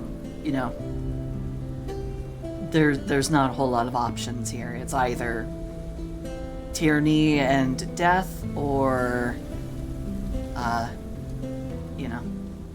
rebellion. I have no qualms whenever it comes to us fighting, taking down, and killing the Duergar. It's the methods that we're using that have me questioning things. But again, I'm not going to think about it. One of my specialties. I am sorry that I've brought this.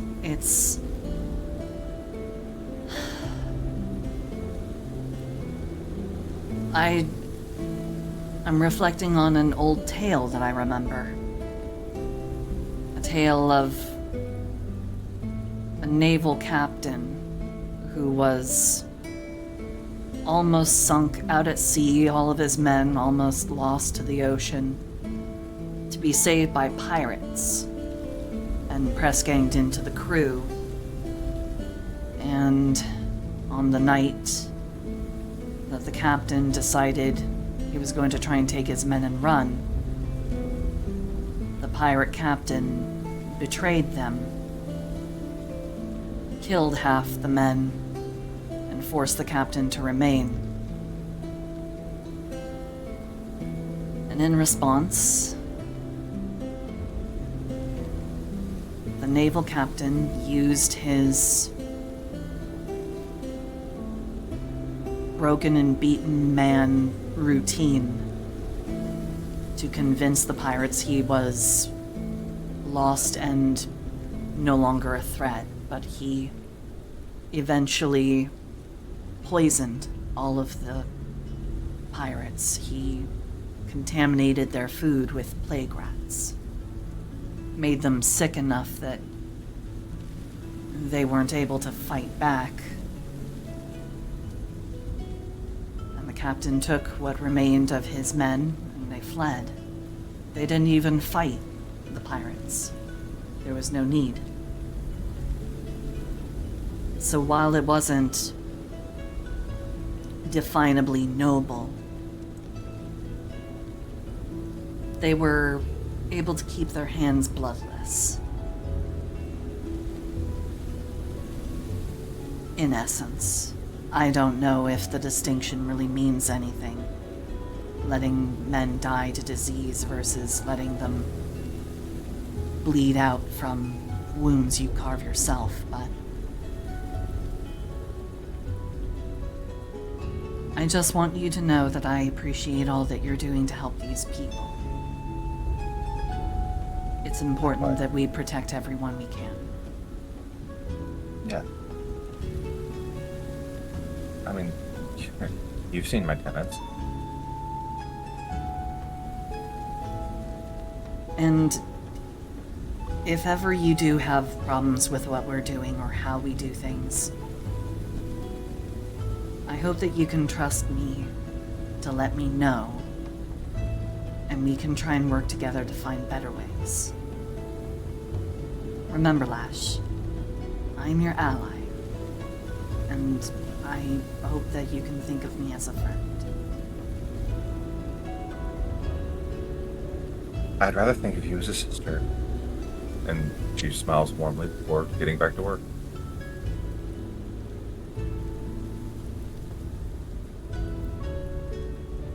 You've seen how far she'll go for her sister. Yep. She'll literally go to the ends of the earth and, fend off. She'll make deals with dragons and spit in the face of gods. Yeah. So, and of course, Lash has seen how far Octavia will go, just for, trying to make things work out in the best way possible. Oh, you want this? You want this? You want this? You frigid bitch! Blows herself the fuck up. Please stop nuking yourself. No promises. No promises. Well, hey, at least I don't have the nuke anymore. The nuke can be deployed by someone else, elsewhere. The missile is EP. All right, and we're just gonna basically, I think we're just gonna kind of continue on that thread until we get to the. She will bring it up again with everybody and be like, okay, so we have disease and poison. When do you think would be the best time to deploy it? I'm not an expert. I only know what I have read in history and tales. When Trovis would be best? Trovis actually speaks up as a retired adventurer. If they still have anything of dwarf left in them, the night before they march out here, they're going to have a pretty good. Make sure they got energy for the fight the next day. So get them just as they're celebrating. And when they wake up the next morning, they'll all be sick as dogs, but their pride won't let them stay home. And they won't have time to seek a cure from anyone. So it'll be march or die. Preferably. More on the die, but... Alright, so night before. If I could make another suggestion. Of course, always. I would spread your disease up there the night before. When they come down here tired and sickly and fall into any of your pit traps with spikes, I would have those spikes poisoned. A sick dwarf is much less likely to be able to fend off poison. And if that poison paralyzes like you say, they'll be stuck in the bottom of them holes. That's a good point. So, honestly, we're 25 warriors, and me and you and my veterans. I don't know how many them Borgars are going to be marching out of that fort. Is there a jeweler here in town?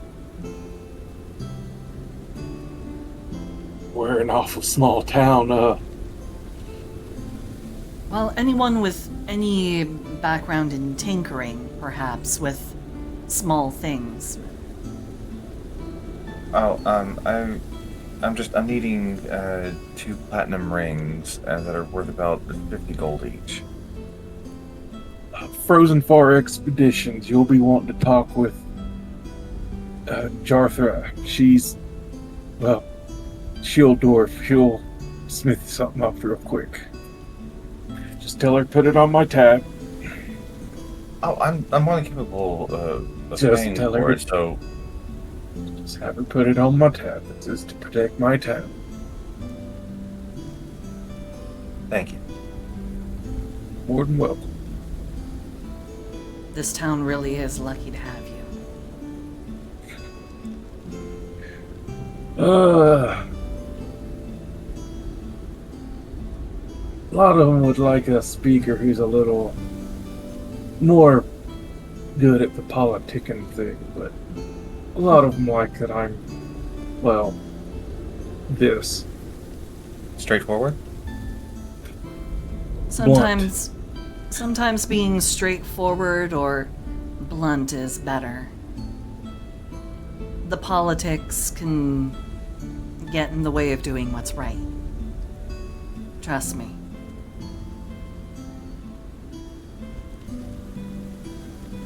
As long as you remain a good man, that's enough.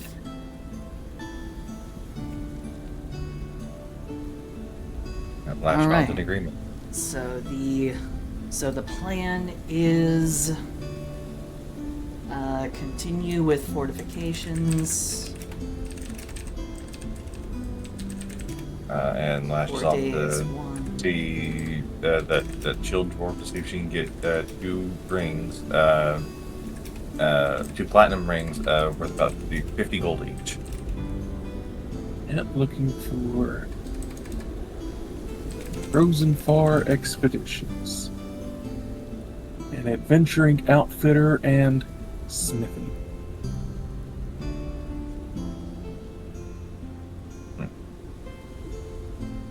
Knocks, opens the door. Hello?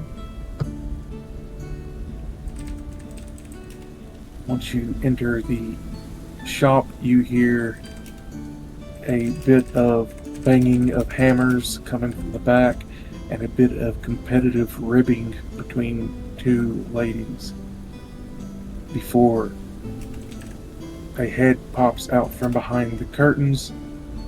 A tall, tanned human woman with her hair in a tight ponytail.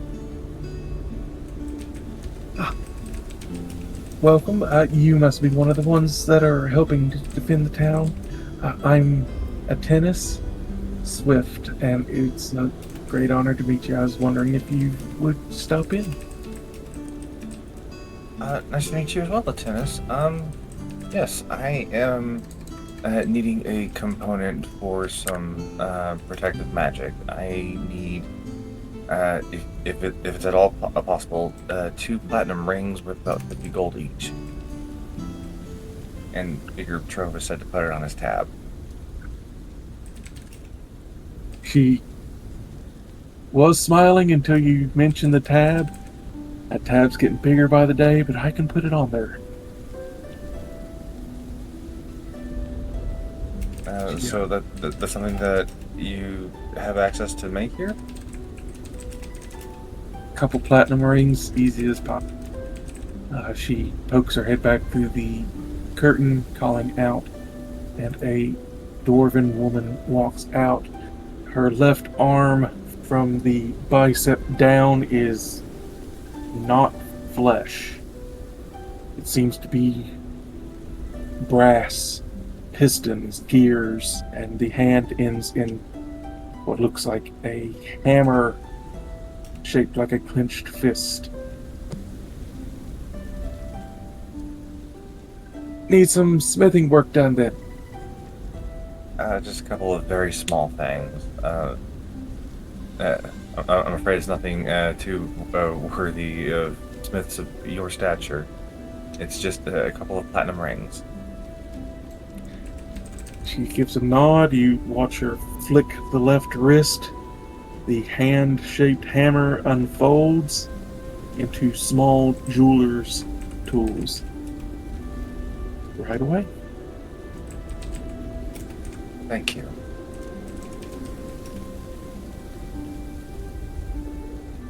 She heads into the back. A tennis comes around the counter, bringing out a couple of mugs. Sits down at the counter. I have not seen anything like you around before. Some kind of tiefling? I know they can be exotic. That's certainly a word for me, and she will take a seat.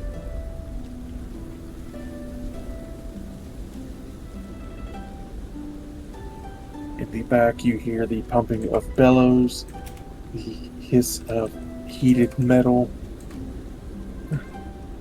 So, what would these platinum rings be needed for?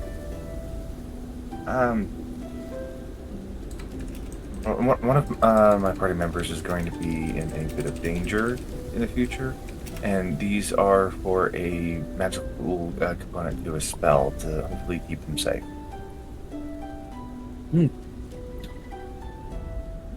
Have you heard of the spell Warding Bond? I have indeed. That's exactly the spell that's going to be used.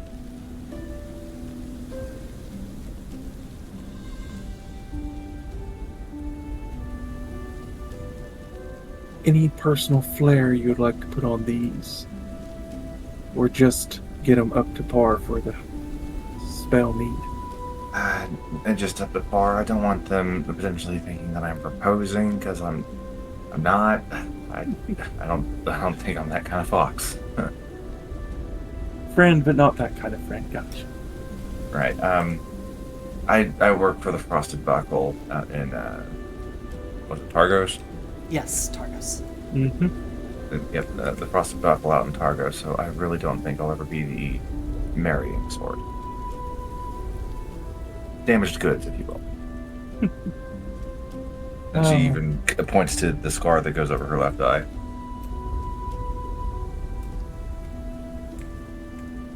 After a bit, you hear the sizzle and hiss of hot metal hitting water.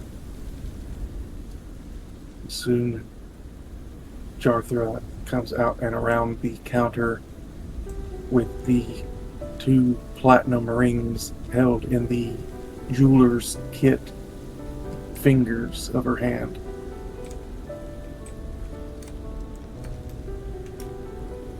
Easy enough. Simple pours into molds. Be right in line for what you need. Thank you again so much. My biggest concern was whether or not you would have the metal, not necessarily that it could be made. Don't get too many costs for platinum, but it does serve a purpose for certain jobs, so we keep a little bit. Thank you so much, and maybe don't tell the speaker about this, but I'm going to go ahead and pay for these, and Lash will put 100 gold on the counter.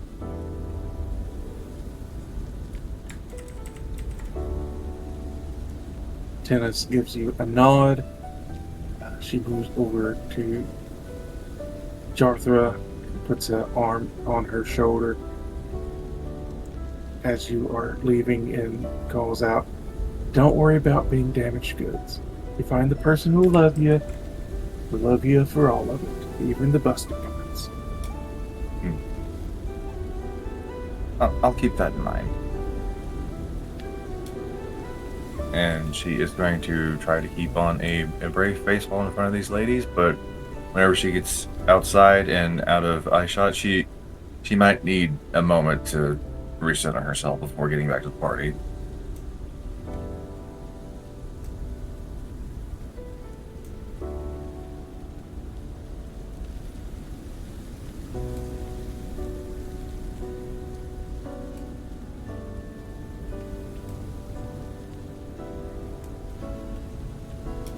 I guess after that, she's gonna go and see where everybody is.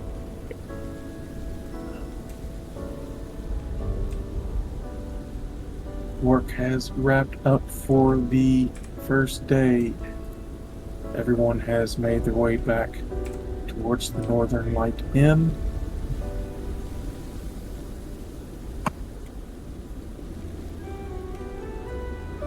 That is where all will rest.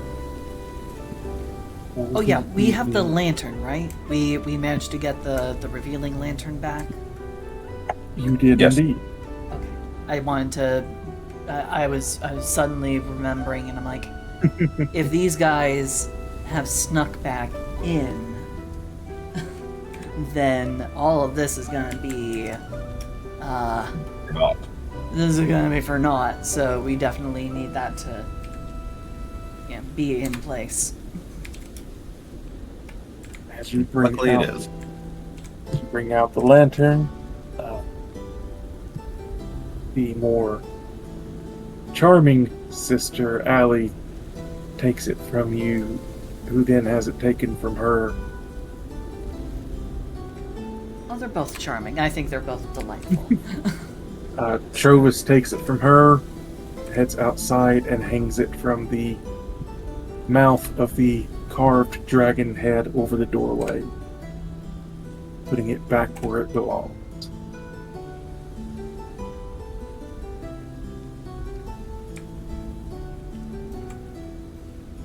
Even Corey, the more scowling sister, seems to smile a bit as the lights from the lantern come through the window.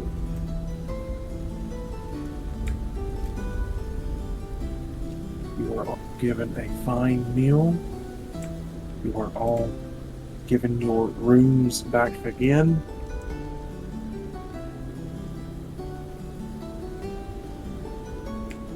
Have a fair night's sleep.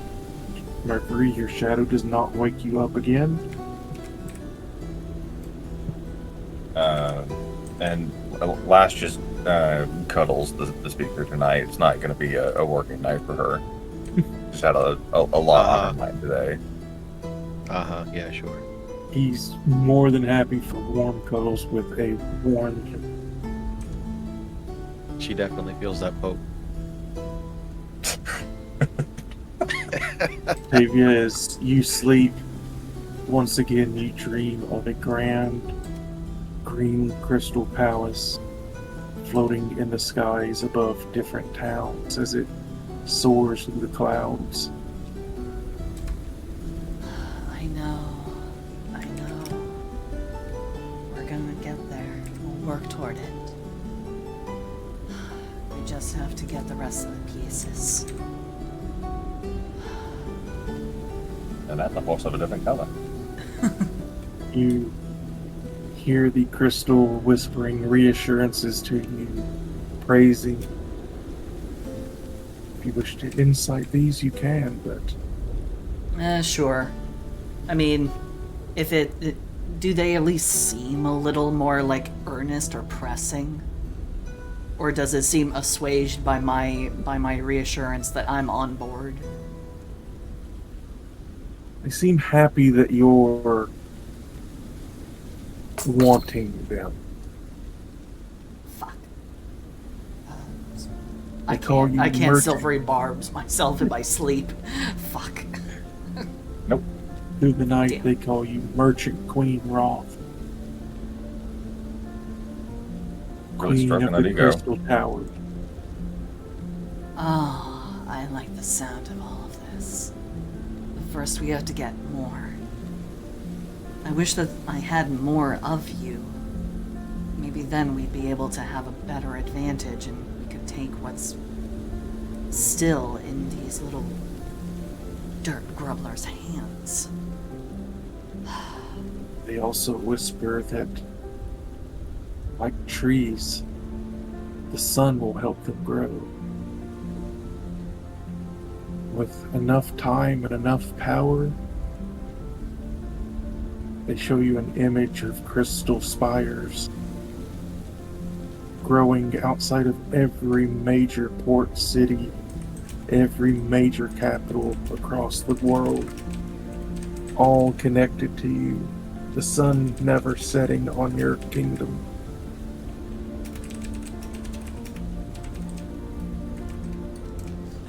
My neurons just got activated. Hold on, the sun makes them grow? Popping out the snow like daisies! Okay, Yeah. she now has an added reason for wanting to go down to Dirty Bumville. What was it again? Deacon's Hole. Yeah, Dugan's Hole, Dirty Bumville. She now very much wants to go down there because she will even confide in the crystal that a source of artificial sun can be found there. So she's just like, we just need to get down to Dugan's Hole. If we get down there, we can grow more. You feel a purr of satisfaction across your mind, and the feeling of a hunger. So long it's been in the darkness, away from the sun, buried, starving. It wants you to feed it, nurture it, and it will grow for you. It will rule for you. It will conquer for you.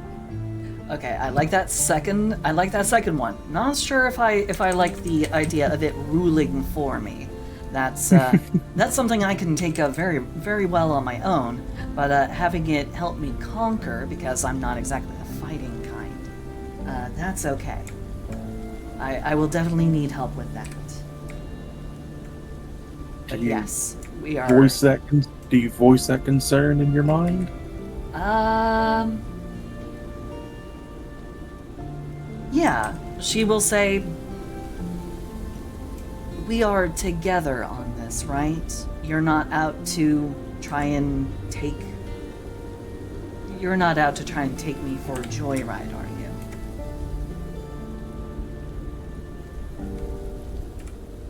You get back. I was created to be as a scepter for whoever would wield me.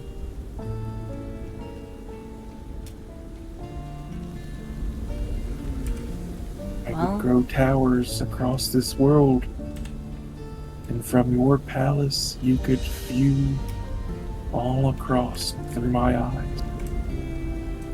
This is what I mean when I speak of ruling for you. I would be your voice across the realm.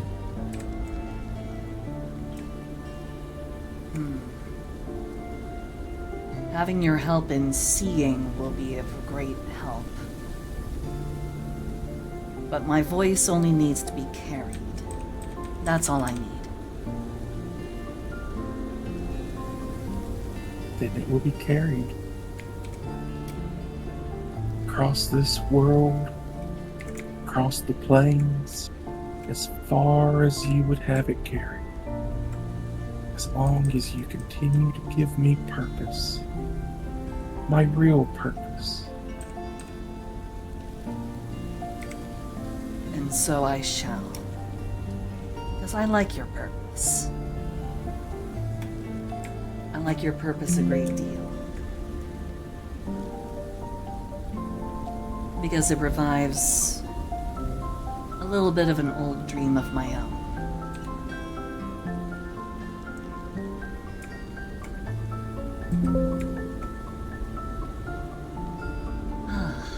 And with that, Octavia will go ahead and she will rest.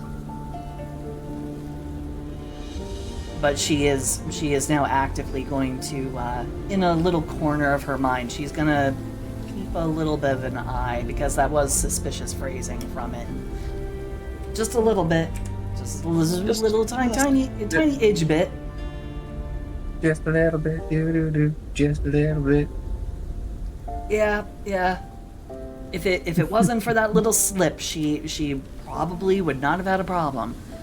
But that one little slip, little Freudian one slip little- maybe. That one little. Freudian or not, she's, she does like power. Power is nice.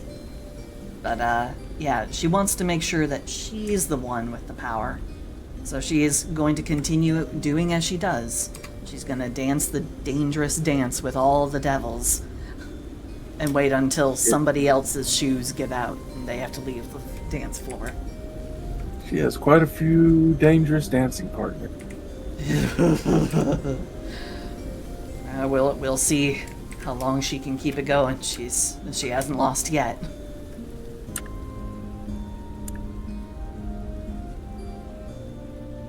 You all awake. Begin work again. More trenches, more spike traps, more hiding holes for archers, more everything. Yep.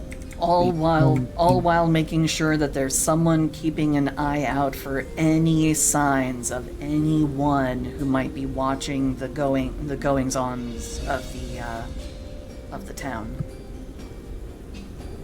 Keeping people on watch and keeping that lantern very, very, very resolutely fastened exactly where it is. It doesn't go anywhere. And just as a note for audience players and DM, I have updated my spell list. Gotcha. Photosynthesis, a light snack. Also, sorry if I'm being overly particular about everything. No. Pretty good. Better safe than sorry. Question the voices in your head that aren't yours. True. Or are you talking It's about the traps? both, all, yes.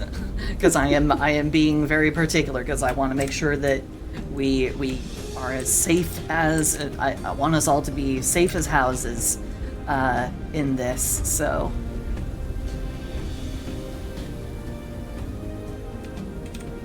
Yeah. Tavia, you create a structure plan, and with the aid of the soldiers and the magic shovels, they begin to create fortifications to your specs. Sublime. Lash, what would you like to do for the day? I guess just more of the same. Maybe at some point have a conversation with Mercury. Right.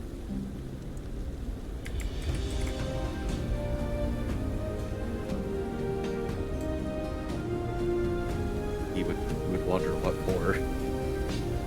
What did I do now? Why Pretty would you much, want- like, Why would you want to talk to me? So, I've gotten some material components ordered and placed, and I have them with me now. When we get ready to do the sneak in, I'm telling you this ahead of time because I want to avoid any awkwardness, because it's going to look like something that's not. It's just literally part of the spell. It requires us both to be wearing a platinum ring that's worth about 50 gold. So, when we get ready to head in, I will be handing you one of the rings, and then when it comes time to start sneaking in, I will be casting a spell for added protection. And I just, thank you. okay, I wanted to get past any awkwardness ahead of time, because again, it's nothing more than just me wanting to help everybody stay more safe. Why would it be Lash, awkward? Lash, dear, I'm here to do what I'm told. Sure, basically just see me as a mercenary here. If you need me to do something, that involves my profession, I'm perfectly fine with it. So if you tell me you need me to wear a ring for extra protection, I trust you. And I just wanted to reiterate that it is for a protective reason. I don't know what your social norms are, especially whenever it comes to jewelry, considering I don't see you wear any. And I just wanted to get past any awkwardness ahead of time. That way we can just focus on what needs to get done. Well, I mean, I don't see any awkwardness with coming up to me and saying, "Hey, this ring will protect you. Please wear it." Okay. And again, I didn't know Again, what your social norms were.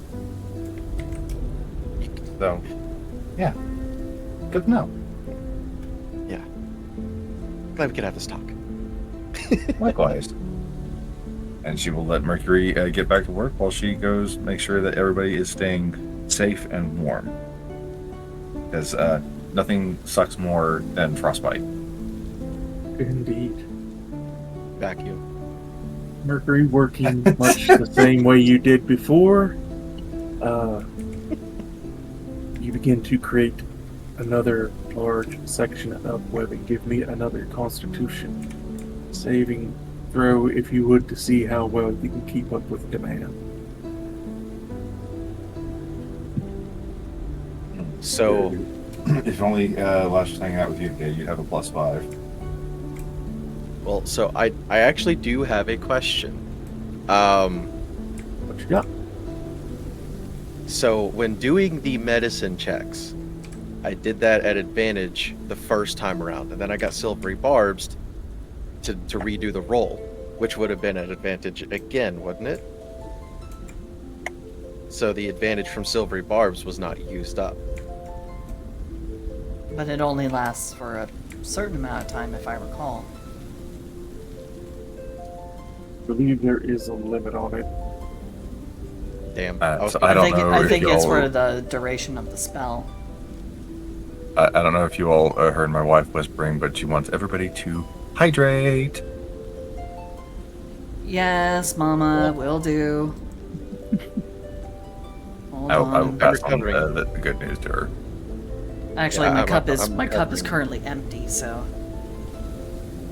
Oh yeah, I'm it's recovering from the my chosen. hydrate. The chosen creature has advantage on the next attack roll, ability check, or saving throw it makes within a minute.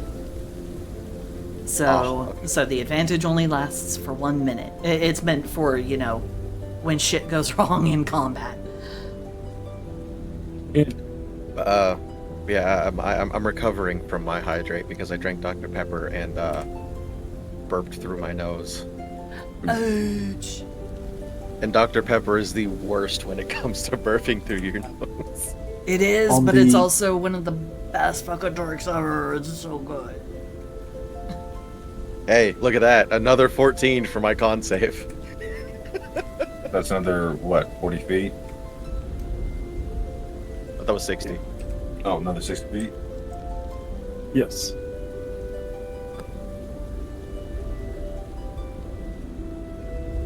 So at this rate, you will be able to get the front two facing trenches completely lined, and some of the side outward trenches.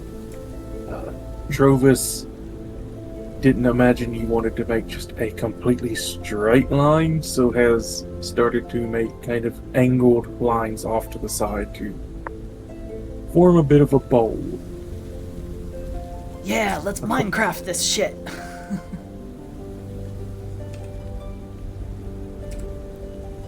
So Yeah, like, because, it's if in you made- like big old blocks. Yeah, because if you made just a straight line, eventually they'll start predicting.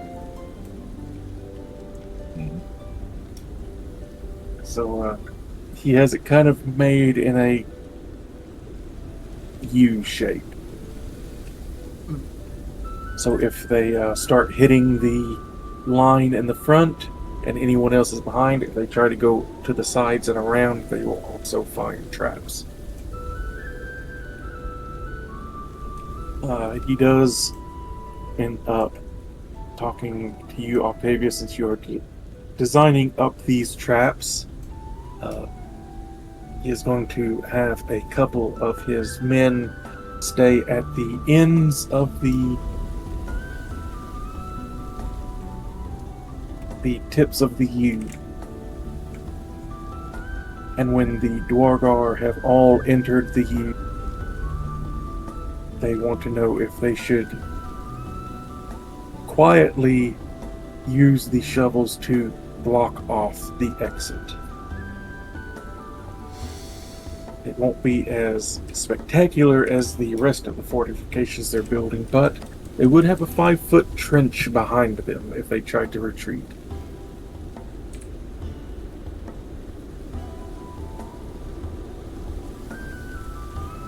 No, they're brutal and violent. They don't plan on retreat. And they're very, very arrogant.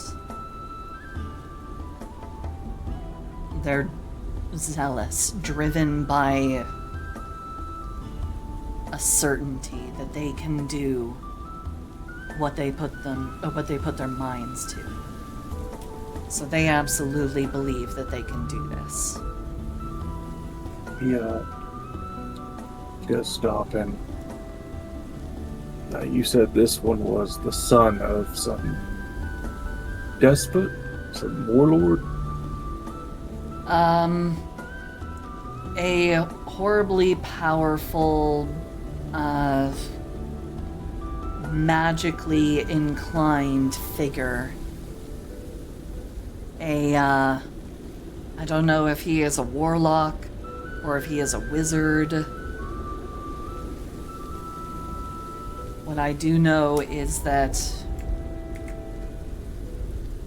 in the last town we were in, they warned us a soothsayer of sorts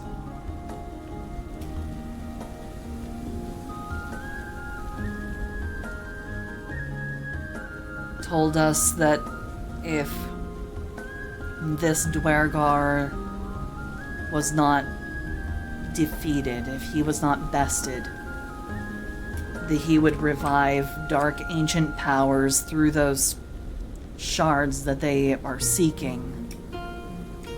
And they would, well,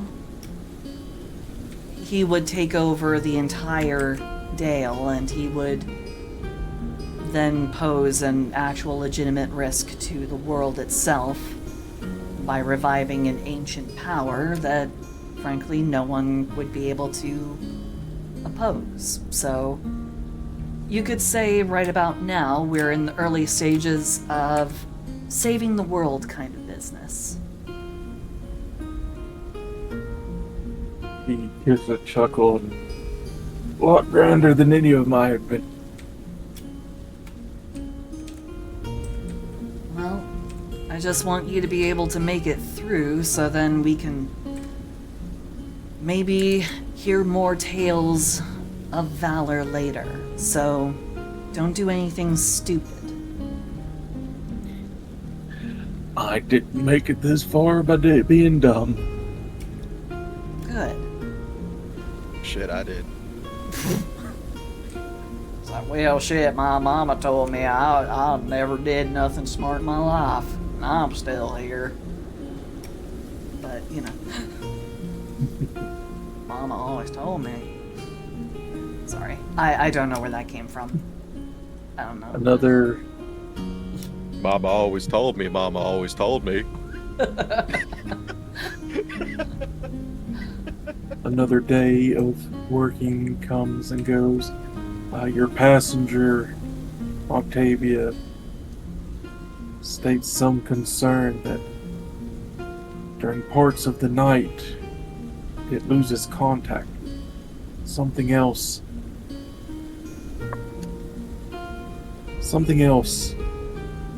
shields your mind other than it and blocks out even it. I need for my passenger to be on the same page, or at least, you know, to not be kept in the dark. So,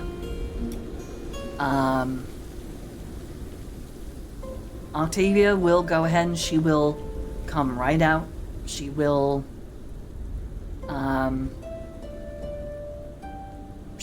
inform the passenger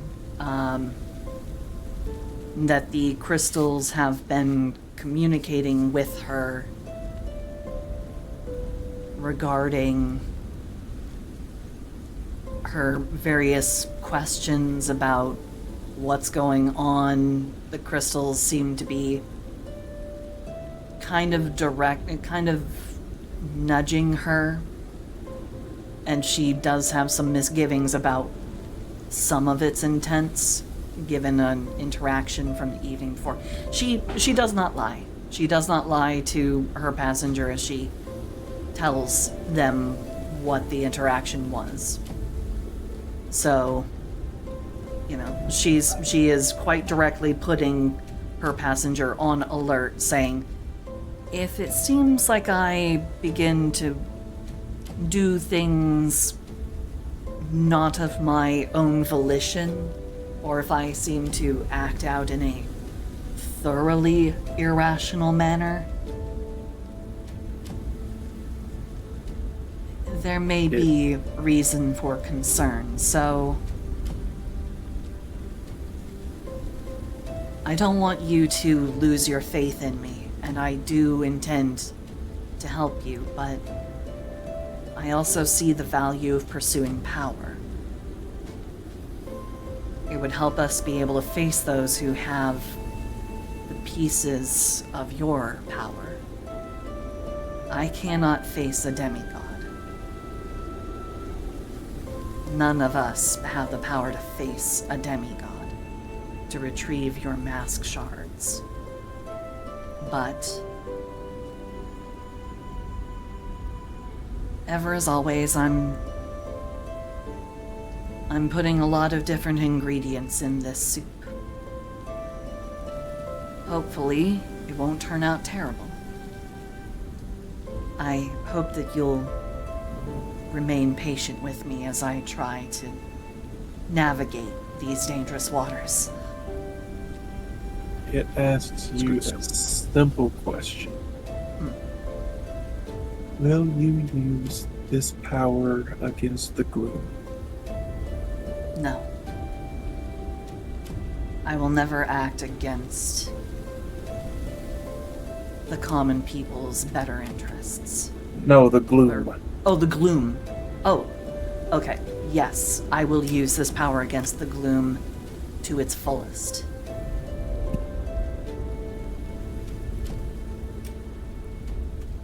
That's why If you are being honest, give a persuasion check. If you're trying to deceive it, give me a deception. 100%. She's being honest. She believes that she can use this power for good. She believes that she can that she can defy the old adage of absolute power corrupting. She thinks, you know, she thinks. So Yeah, 24. They all do. 24. I love that even as a 2. Because it gets It was reassigned 22 as a 10. Bard. Because Bard. Eloquence Bard. It is my favorite subclass next to Glamour Bard, because Glamour Bard is just, and I command you, and I command you, and I command you, I command everybody! So, yeah, these are my... Murder. You get a command, you get a command, everybody gets a command. Exactly. That is why my bard in Reverishant is a Glamour Bard. Bard is just my default class. It's my favorite class. What can I say? I like subterfuge, and I like using persuasion, deception, intimidation way more than I like smashy, blow up with big spells and stuff. That's cool. That's cool to me to like watch other people do, but then for me, I just like to be like, yes, well, Your Majesty, if I could have the deed to your castle and your crown, please. Thank you very much. You know, that's what I trouble you too much, your soul. I do. I do want to make a demon. I want to make a demon who actually starts trying to take people's souls. I want to actually make that character. I want it. I wouldn't mind Boss's World GMing the game with that character. Yeah, Boss's World is the place to build it. Indeed. Oh, man. Oh, on that no. I don't answer- have enough character slots, though. Damn it. Because I have Well, only on that- I only have I- the 6 slots, and I'm already Oh, no. using 4 of them. I'm using 4 of them for characters I'm actually playing. Then I have my special helper in Reverishant, and I have the last slot, the only one that's not set in stone, is Rotha Raka, and that's for the 1 to 20 campaign that Boss was talking about. So that's the only Okay. one. So Silsey, can I blow your mind real quick? Possibly. You can download the character sheets as a PDF, save it to your computer, I have been- delete it from D&D Beyond, and then whenever it comes time, you just open up the slot and upload the PDF. Okay. Click to download. Okay, I'm Yeah. downloading Rotha Raka now, so I can clear that up. Oof. Yeah, It hurts. so It hurts though, because that- I love them. I love them so much. They're so sweet. and you will have them forever. Make yourself do what I did. Make yourself a folder, call it Character Vault, and then you can just place them all in there. And then when the time comes, you can pull them out of the vault and use them. I do. I have that, and it's such a big folder. It's such a big folder. Oh no! But okay. Now in the background, I'm gonna be doing the thing. Doing And the now thing. all of your watchers know that little trick and can have all the characters made that they want. Yep. All right. So, With the yeah, the persuasion map of here. The 20 map here that I'm working on. Just real quick. Sorry. The map I'm working here is the purple is the trench, and these little pinkish dots are the ambushing blinds. So. Good to know. Okay. Please continue. Uh, Sorry with for the- being a disruption. Not a problem. With the 24 persuasion, you get a satisfied chiming of bells, it sounds like. That musical sound of crystals that this thing makes when it's content. The passenger seems on board with your answer. Because she is being truthful. She does want to help. At the same time as she wants to not lose sight of her own dreams. So she's got to. Oh, she has so many things she's juggling. On the note of the map, could I make a suggestion for one more ambush point? Oh yeah, please, absolutely. Okay, so the southernmost building, like right below the dock, needs another ambush point on the other side. That way they'll just go on the water side and. True. My thought was here. These are cliffs, and I don't know They how are. tall they are. About Is 30 feet. But like if you follow the line on top of the roof, just going from one dot to the other side of that building there. Yeah. okay. So with that, actually remove that one. So we only need the one there. Oh. So that's a grand total of 1, 2, 3, 4, 5, 6, 7, 8, 9, 10. So grand total of 10 ambush points. And let's see, the number of like poison spike areas that she could do. Let's be generous and say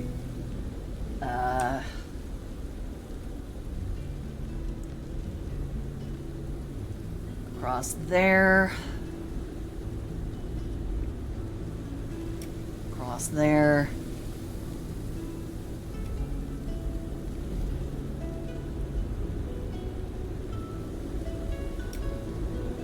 there. You can also keep going, if, because I'm just doing Silsey brain stuff. So, Silsey breaks. Congratulations, you have persuaded your passenger. I have persuaded my passenger. Thank you. Thank you. Yeah. I don't want them to lose faith in me. As you go to sleep, you dream once more, but you're not in the palace this time. You're outside of the palace. You see the grand crystal structure floating in the sky behind you. As you look up to it, you are transported to the balcony, and standing there is another person. His eyes wide, grins plastered across his face as he looks down upon the cities before him. He turns his back to the tower and utters a simple command. The tower goes from green to absolute black that refuses to release the reflection of the sunlight, then begins to glow far within its depths with a light that seems more its own than a reflection of the day. With each passing second, the hue shifts, and the light begins to climb and circle the strange walls. The man holds out his arms. Behold, Akar Kessel. Look upon the splendor of Krishnaban. Look upon your new king, and surrender all hope, you who mocked me. More lights begin flashing within the tower's walls, climbing and dropping randomly, spinning about the structure in a frenzied dance that cried for release. Gradually they were working their way up to the pointed pinnacle, and it began to flare as if on fire, shifting through the colors of the spectrum until its white flame rivaled the brightness of the sun itself. Kessel cried out as a man in ecstasy as he pointed, and the fire was released. It shot out a thin, searing line northward towards the unfortunate city of Targos that you see in the distance. Many spectators lined Targos' walls, though the tower was much farther away from them than it was from Bryn Shander, which was below. And it appeared as no more than a flashing speck on the distant plain. They had little idea what was happening, though they did see the ray of fire coming towards them.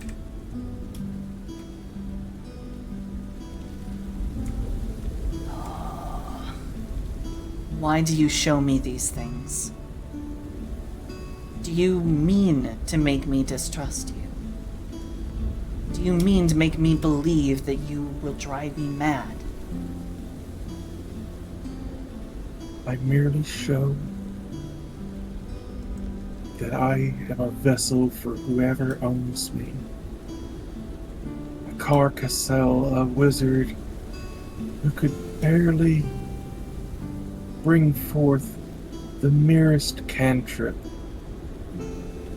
mocked by those who found me and used me as a vessel for revenge, hate.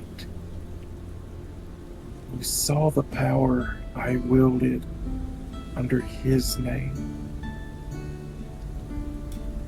but wielded in his name I did.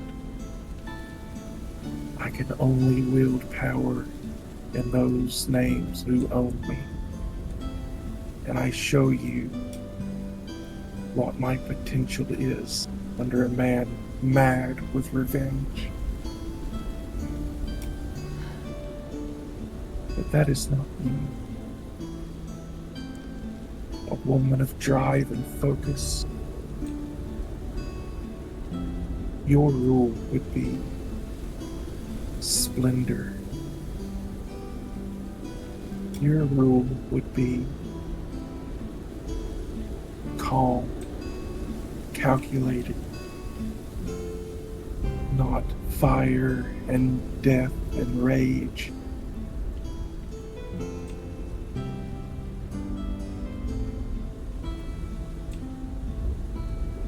You speak the truth. I don't want this. And I believe that I can see a better way. And I am not so craven as to annihilate those who may have wronged me, stood in my way. Death only breeds more death. And even with all the power of the universe at my disposal, it would trouble my heart and my mind if I had to destroy those who may not have had anything to do with my troubles at all.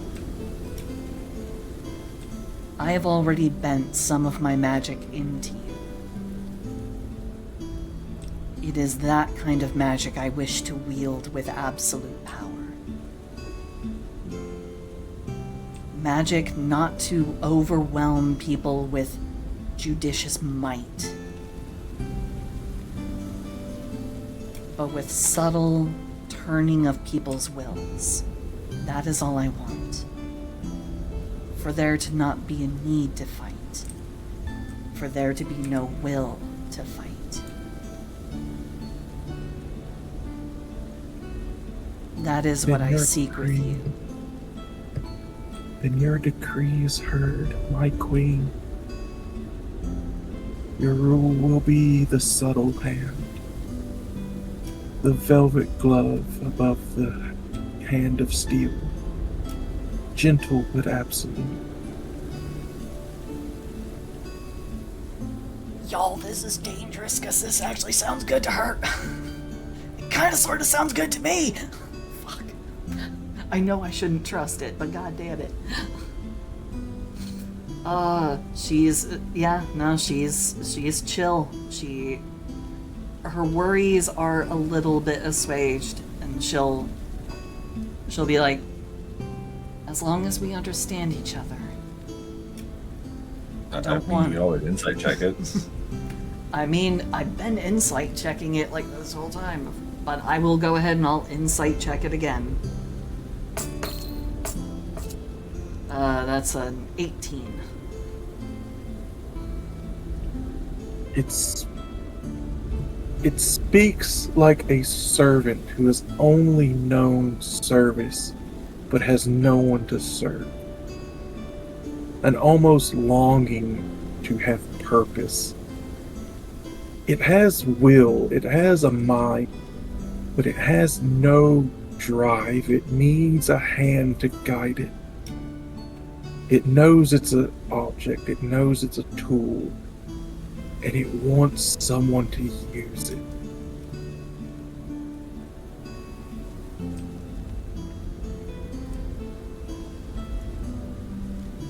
She will say, but she'll speak with it just a little bit more because the player me just had a moment to think with clarity and not my desire to have a secret BBEG character finally actually get what they want.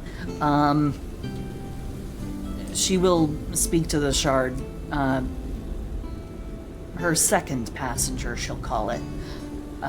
She's just becoming a goddamn bus. She's just going to be filled with so many passengers. Oh my god, you got in there.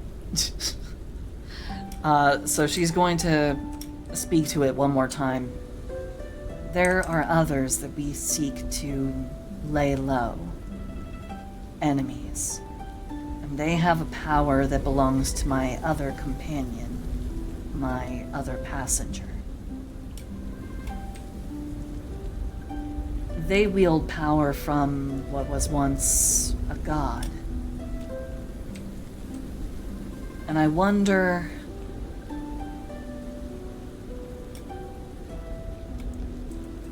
They seem to have the ability... They seem to have the abilities that were once wielded by this now forgotten god. These powers are fantastic and also deeply concerning in a tactical sense. So I will be relying on you,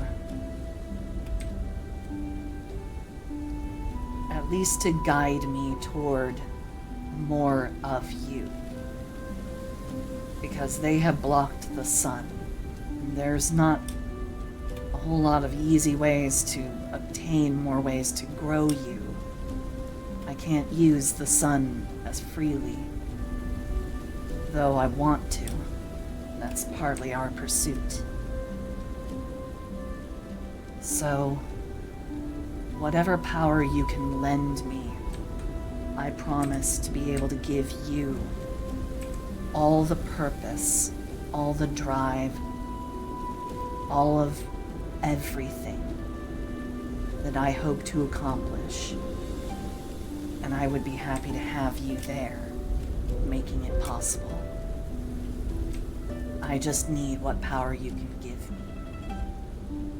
and what direction you can give.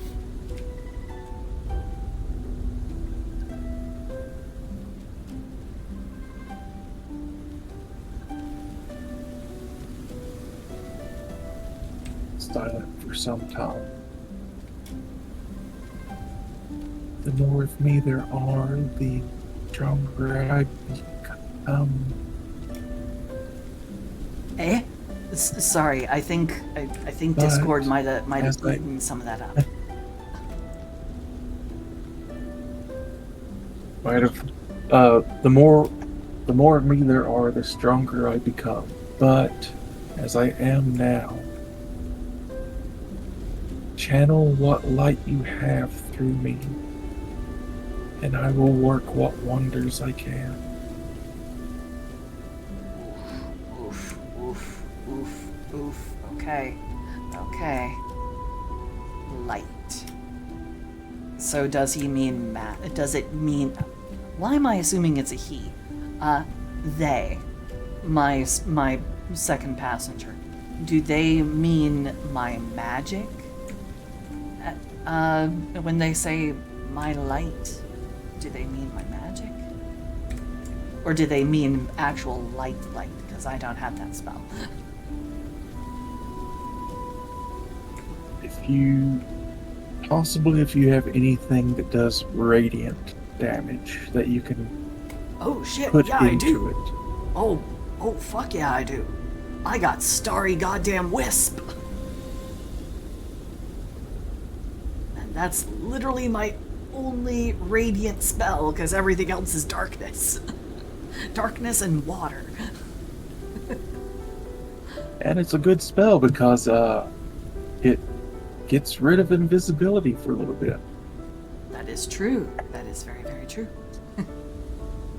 So, I was definitely going to be leaning a great deal on that one for any fighting that we have to do. So, yeah, she will, I guess, upon waking, she'll start sinking Starry Wisp into her companion, her second companion.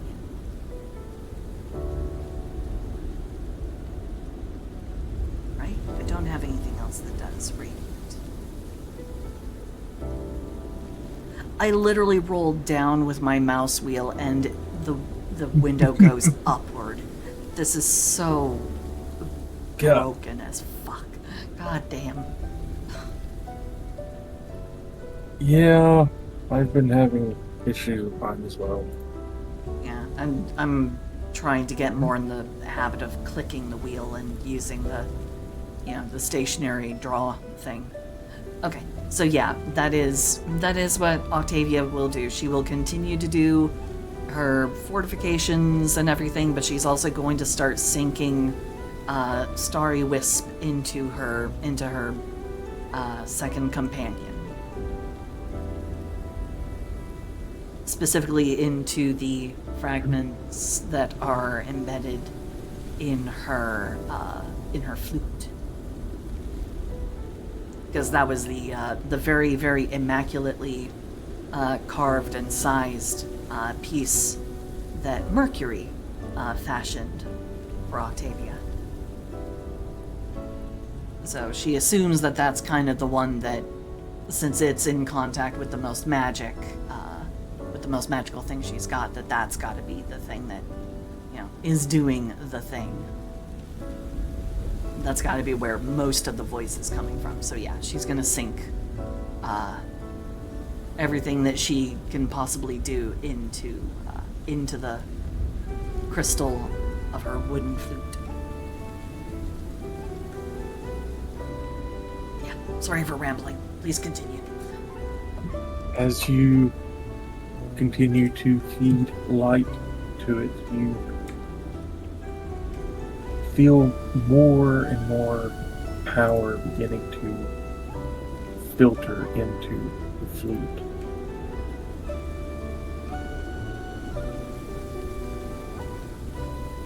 What it is doing, you're not terribly sure, but you do know that something is happening. The more light you put into this, the stronger whatever it is doing is becoming. Yep.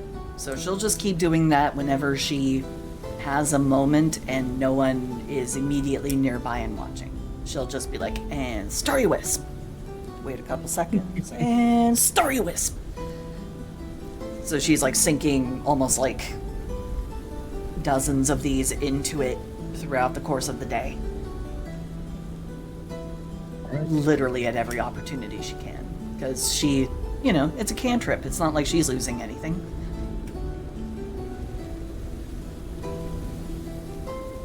If only she knew Guiding Bolt or Daylight or something. Shit. Damn it. Or if your paladin knows anything, but that would require asking your paladin to, can you feed light into my flute? Don't ask questions. And I promise that's not a sex thing. Eventually, after all the preparations are complete, Mercury and Lash, the time comes to sneak into the fort and infect the food. Okay. Hell yeah, let's go murder. Hooray! But Oh. also, as they leave, Octavia is going to give Mercury bardic inspiration. I think it will last long enough for them to get up to the fort. Oh, wait, no, it's only 10 minutes. Crap. She'll come with them to give a bardic inspiration just before he goes in. Then she'll go ahead and give Mercury the platinum ring while sliding her own onto her middle finger on her left hand. Ah, I see. As far from marriage as possible. Mm-hmm. Wrong finger, wrong hand. Got it. Okay. Then Mer- Mercury looks Mer- at you, Mercury but in my culture, that is the wedding. Mercury puts the ring on a finger. He doesn't know customs when it comes to ring marriage. So he just puts it on a finger.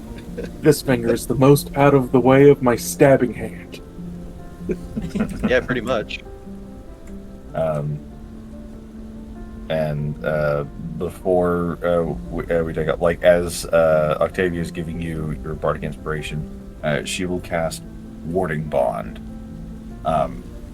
So this spell wards a willing creature you touch and creates a mystic connection between you and the target until the spell ends. While the target is within 60 feet of you, it gains a +1 bonus to AC and saving throws, and it has resistance to all damage. Also, each time it takes damage, you take the same amount of damage.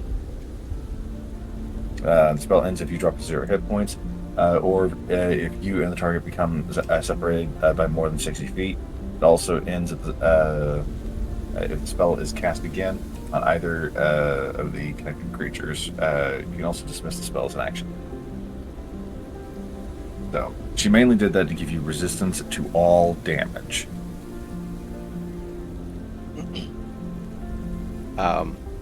Yeah, I did pull up the warding bond spell, so I did read all of that already. Well, still, it's then good. Maybe It's I wanted to good read to it for cover. the audience. Yeah, Uh, Mr. Know-it-all. I'm kidding. I would also like to point Well, out thank that you. this spell is not concentration. We just have to wear the rings for the entire duration. But yeah, like and also not I was just. gonna say something. I was gonna say something. I'm trying to remember what I was gonna say. I'm sorry. I'm sorry. No, that's my brain. It's my brain that's at fault. Mercury only understands it as a ring that grants him protection, because the idea that if you threw the idea or the information that each time he takes damage, whatever damage he takes, Lash would take the same, he would most likely refuse. Okay, so yeah, it is a ring that grants you extra protection. So you get your bardic inspiration, you get the warding bond placed on you. Lash then takes your hand and turns into her weapon form so that you can store her wherever you need to be. And now you have a +6 to all saving throws. Also, I already can't remember if you mentioned it, but the +1 bonus to AC. Yes. So Mercury now has 22 AC. Indeed. Could you imagine if he would have kept his arm shield, Right. which would have given him two more AC? 24. Yeah. 24. See, when I brought Mercury into this campaign, I actually asked Boss. I'm just like because Mercury had so much stuff. I'm just like I would feel way too broken if I brought all of this stuff with me. So I'm going to leave some of this stuff behind. Noble of That you. the shield was what yeah, the shield was one thing. Yeah, but you having all that stuff would have been the perk for being loyal to a character for so long throughout all of his campaigns. I know, but I think having a supreme healing potion would be a bit too much. The shield +1 would be a bit too much. I would have had 3 Widow Venom flasks already instead of having to make more.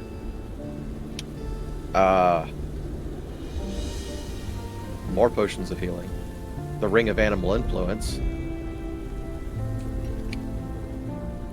The Clockwork Healer. The whole, the whole Clockwork bug set. Mhm. Just, yeah. And the Oil of Etherealness. But now you have Pocket Paladin. Pocket Paladin, yay! Yeah, if I would have brought all of my stuff with me. Oh yeah, and the Cape of the Mountebank. That would have been Oh. able to, Oh yeah. yeah. I'm familiar with the Mountebank. Yeah. Oh boy. So yeah, there's a lot of stuff that I did not bring in. All right, let's get to it. Right. Mercury. Stealth check. Yeah. Begin to approach the fort. Cannot be seen. All right, Shadow. 29. Thank you. I'm waiting. Now for Lash gets to see. Yeah, Lash gets to see firsthand just how effective Mercury can be with stealth. Indeed. Oh my. So this is How does it feel to be one? How does it feel to be one with the shadows? Like I'm not clanking around in my armor. As you move, They can up, even have silent conversations.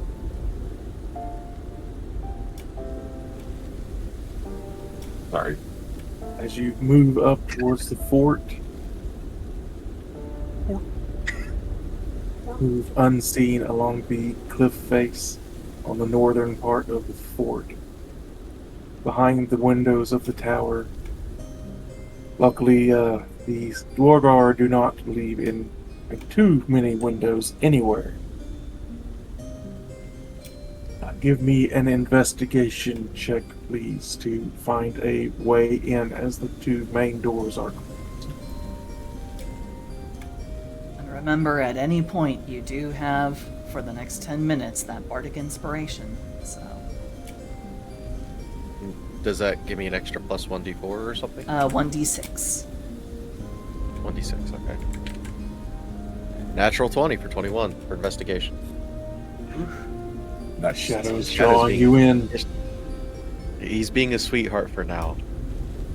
Thank you. Near the front doors, you find what looks at first like a divot under the wall, until you notice that it is the top of a small frozen stream. And it looks like if you bust through the ice and climb through, you will come out on the inside of the outpost. He will do that. Anything Would I have to special you roll want? Anything would I have to special roll a you want? I mean, he does. Let's see.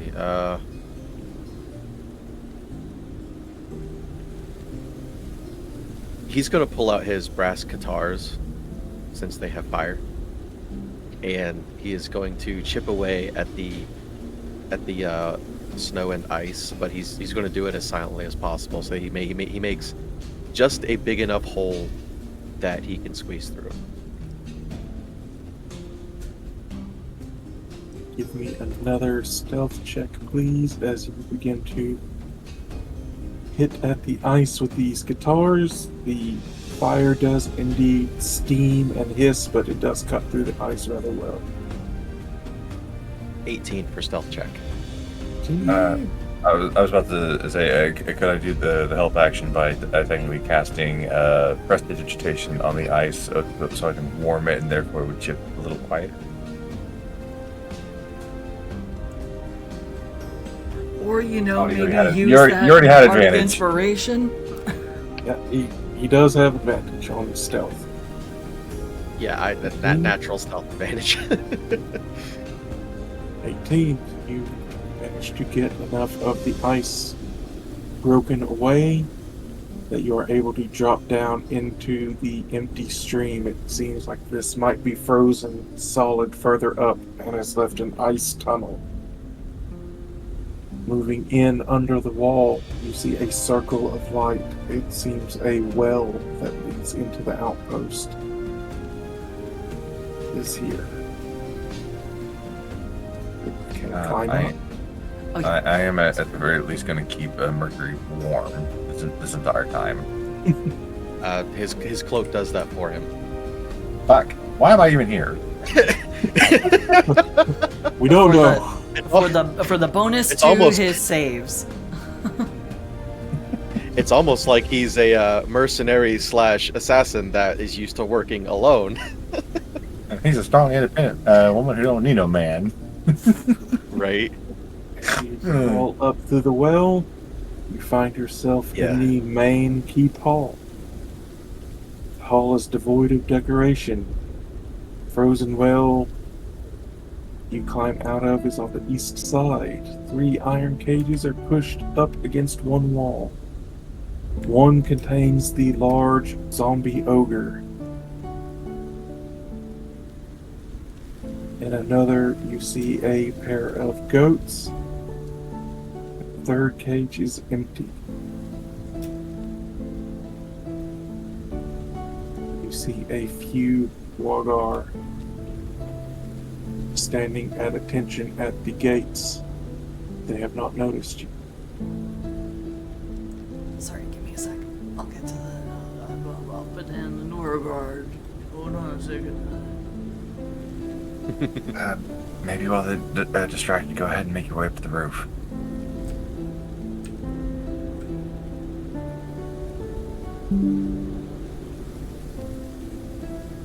Ceiling, whatever. He will do that. Yeah, the old ceiling. Yeah. But yeah, he will do that. He'll climb up the wall. Slip out of the well, onto the wall, and up to the stone ceiling.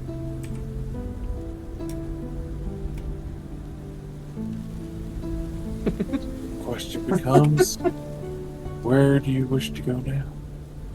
Where do I put down the? On either side of the large main door.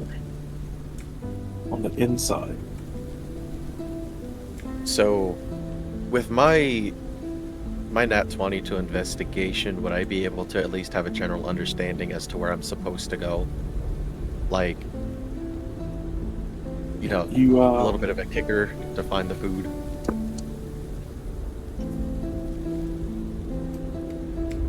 You know the northwest led to the commander's quarters. You have a path to the east and a path south. The path east most likely would be a pathway to the watchtower outside, since there was no door on the outside tower. So best guess would be south. Yeah, best guess would be south. Yeah, so he's gonna crawl across the ceiling, going to the south room.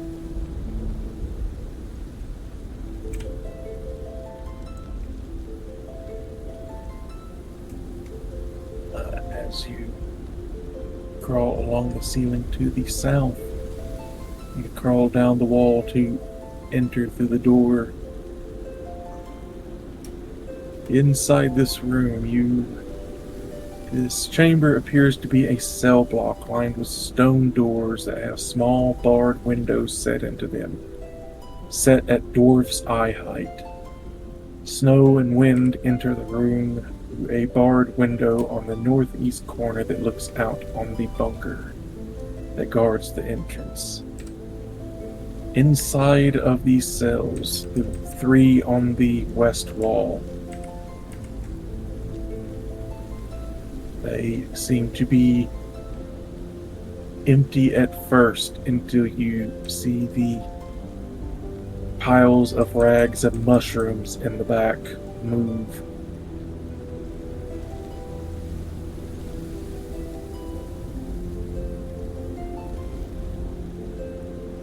South wall, you see more of these mushroom piles, and in the far east cell you see a human.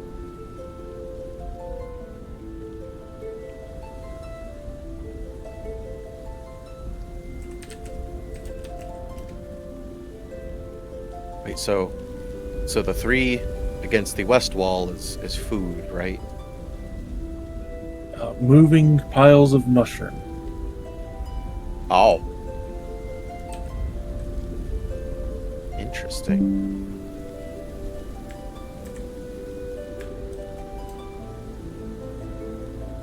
And which one was the human in? The far east one on the south side. If you want, I can try using locate object to see if I can find their ale. That would be wonderful, thank you. Okay, so if you could just hold my weapon form out like a tuning fork, I'll go ahead and cast a spell. Yeah, and he will while being that human is terrifying. While being on the ceiling, he will hold out Lash as a tuning fork and just be like, oh, okay, work your magic. So with that acting as the somatic component for the spell locate object, describe or name an object that is familiar to you. You sense the direction of the object's location, as long as the object is within 1,000 feet of you. If the object is in motion, you know the direction of its movement. The spell can't locate a specific object. Can locate a specific object known to you as long as you have seen it up close, within 30 feet, or at least once. Alternatively, the spell can locate the nearest object of a particular kind, such as a certain kind of apparel, jewelry, furniture, tool, or weapon. The spell can't locate any object in any kind of lead, even a thin sheet, blocks the direct path between you and the object. So, I am All of that information just went in. Yeah, all of that just went in one ear and out the other. Can find what looking well, for. it's a good thing it wasn't for you then, now, huh? Yeah, can find what looking for. Ale. The human is in the far right prison cell.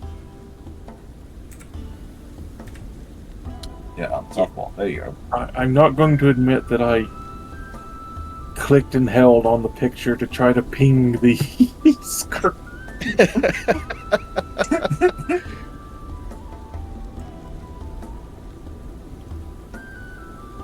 So I'm assuming it's the big room to the left.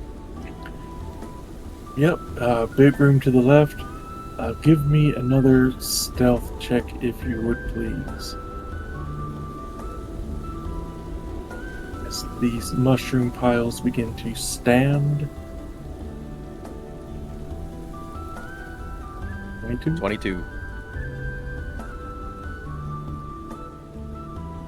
You notice the mushroom piles standing, and they look to have once been some human, some not human, but all are overwhelmingly infested with mushrooms. With They what? step to the doors and seem to look up to you, but don't make a sound. They look like they're infested with what? Mushrooms.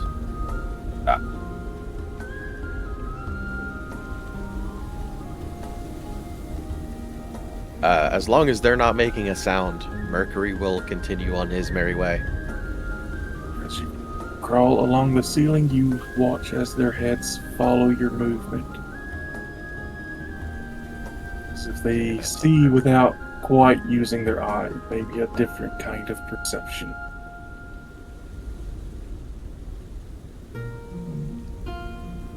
Well, I'm not a fan of that. Yeah, Mercury will tell that to Lash. He just goes, I wonder if they detect magic. Which would be her.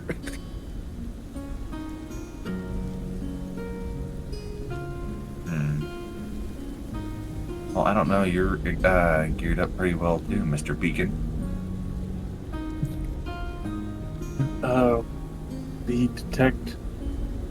The locate object spell does indeed ping to the room on the left. Yeah, we're heading in the right direction. Just gotta keep going. Right. So yeah, he makes his way over there into the next room. I'm making my way.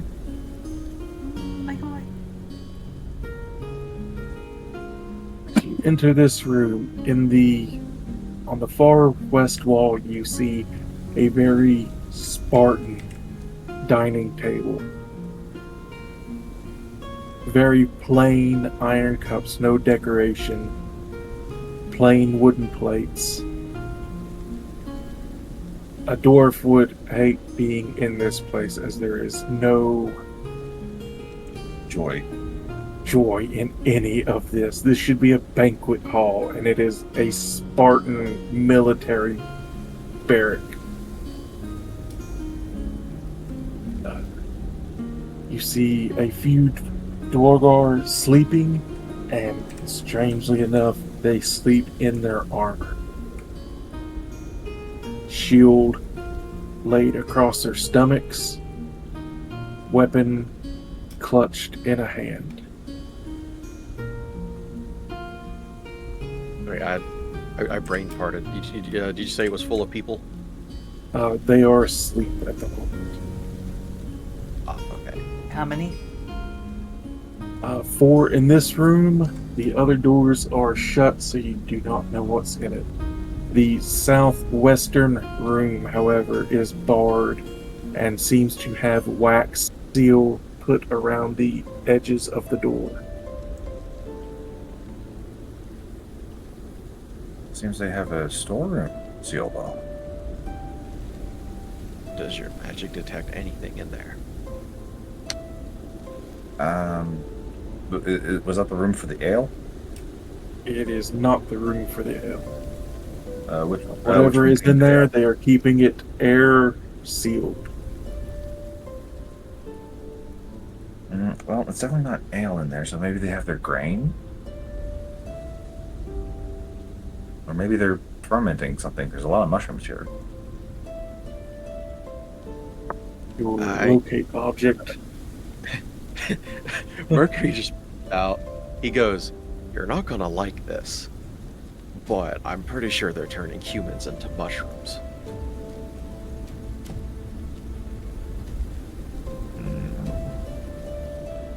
Yeah, see, I told you you're not gonna like this.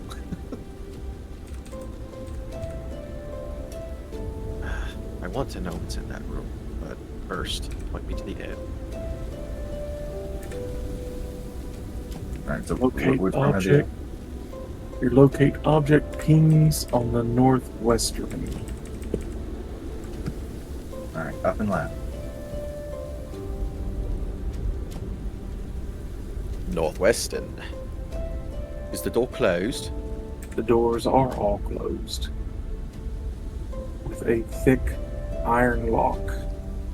Once again, no decoration, just plain thick iron lock.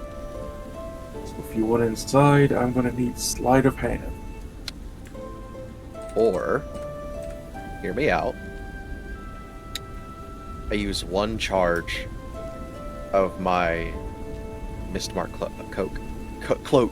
I was gonna say cloak and coat at the same time. Cloaca? Mistmark coat to become mist and go into the room.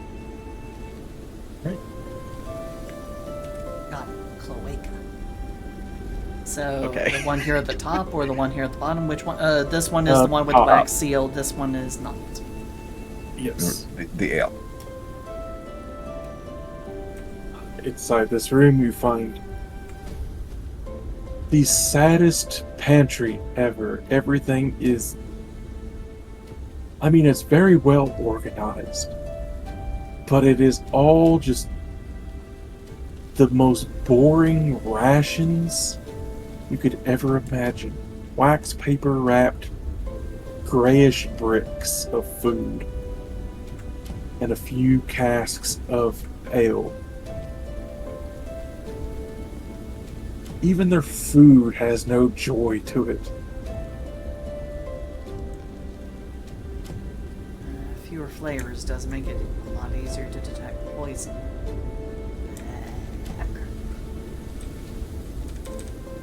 So, he's going to start poisoning the food. Poisoning the water supply. Yeah, pouring the rat plague on all the food. All be Somebody's exhausted. poisoned the water hole. Half a vial in each keg of ale you can get to, and a good sprinkling of it across all of the food. You're pretty sure that this pantry is completely. Infested. Yes, it is all. It is all bad now. It is health inspector's worst nightmare. There's mass droppings everywhere. He will mist out again and ask Lash. And by the way, the coat has 5 charges. I just used 2, so I got 3 left. He will ask Lash, "Is there any other food that you can detect?" Well, I only detected ale in that one room, so considering how efficient and organized they all are, I highly doubt they have another storage over here anywhere. If your range is Mercury will pull out. Mercury will pull out his spider bite dagger, and he will say, "Do you want me to see what's in the sealed room?"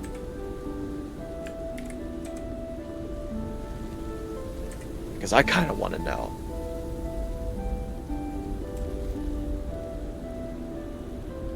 Well, considering that they have a wax seal around it, it's probably going to smell horrible. So, opening it up might wake them up from the smell. That's if it's a smell. Could be to just deter any kind of tampering. Okay. Well, how about this? What do you detect in there? Smell does I am going to pull a paladin thing and do, let's see, what is it?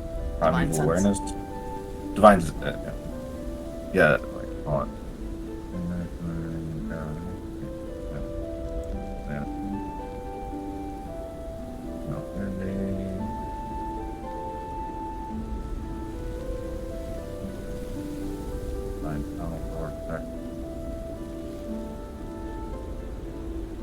Oh, okay. Yeah. So I've read over divine sense like 3 times before actually realizing. Oh, there's my divine sense. Yeah, I'm going to open up my divine sense because who knows if they're turning people into mushrooms, and they might be considered an undead.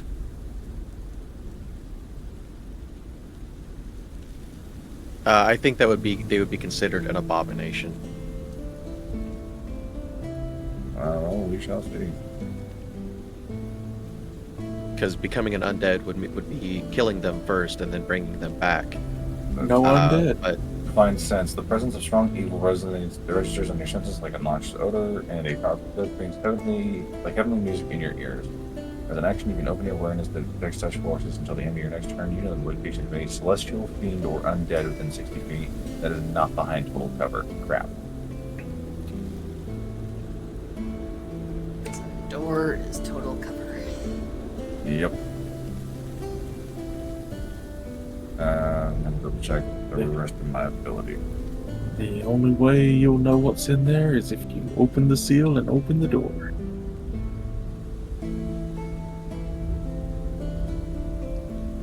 Well, considering daggers are pretty decent length, he is going to go over to the door and he is going to put the tip of his dagger into the wax seal and kind of shimmy it in through the wax so he makes as small of a pinhole as possible so he'd be able to mist into it.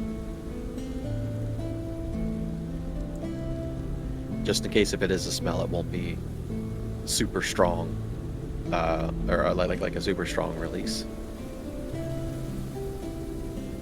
It'll just be like a dagger-sized hole. Like a gentle fart. Yeah, like a gentle fart. Yeah, thin and long. Right. Pop open the seal and mist inside. It is damp. It is humid. It is musty. It is covered in mushrooms.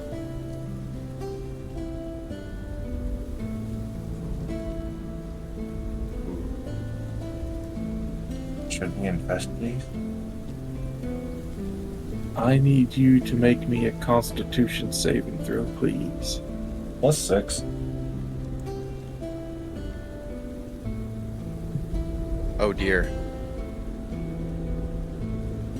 I'm gonna silver barb Oh that. dear. Okay. So do it again. Advantage.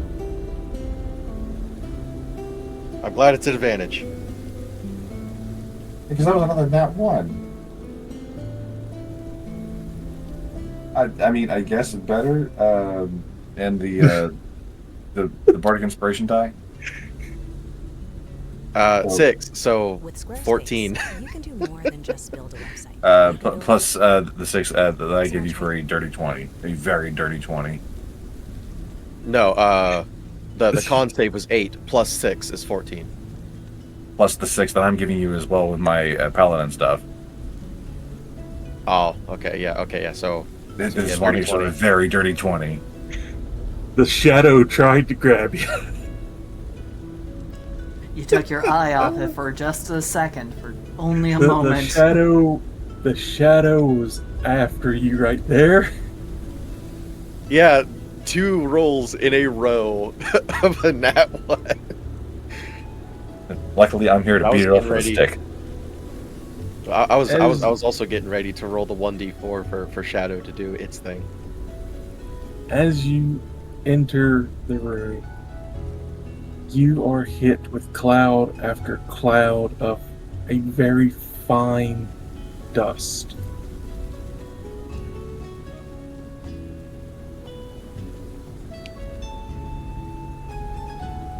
And then in the back of your head,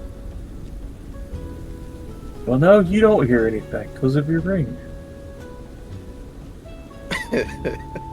You see a very large creature standing up in the corner and looking down at you.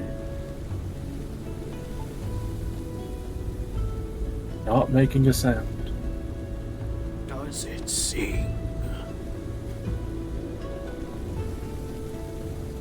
Maybe Back we should through the leave door. room. Back through the door! And then once outside, I'll use prestidigitation to warm the wax. Run your finger over the wax and seal up that hole.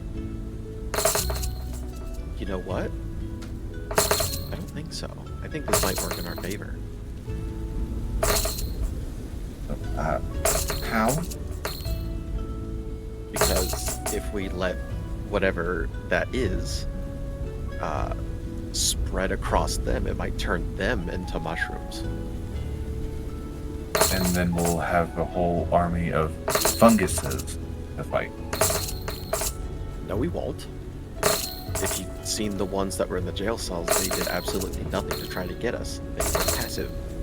Also, if the big fucker in that room wanted to get me, it had every opportunity to try, but it did nothing. No, pardon me for noticing, but your ring was vibrating. That means it was trying to talk to me, and I didn't let it. And so then you were just very rude for ignoring a conversation. Who knows how he's going to react? I don't know. I just don't know. Mercury rolls his eyes and lets the voice through.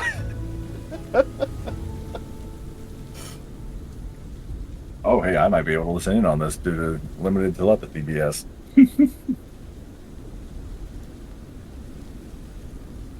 As you let the voice in, it is very soft, very whispery, kind of like a mushroom.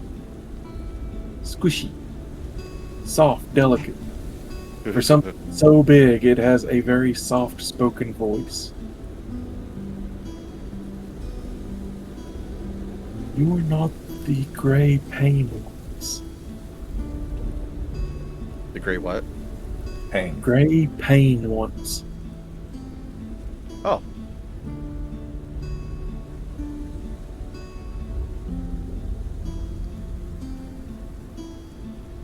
I forget. I'm not able to talk back to it, am I? Strangely enough, you are. You've had lots of practice with beings like this.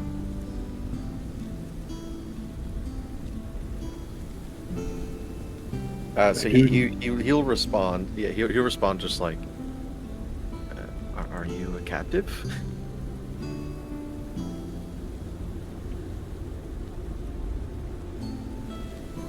I was taken from the gardens far below.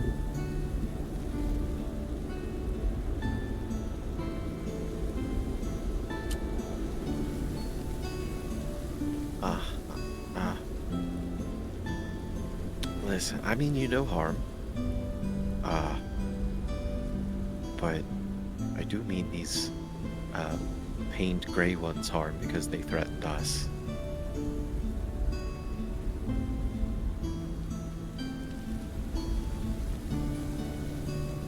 They threaten all. I make servants for them to spare the gardens below, their fire and their malice.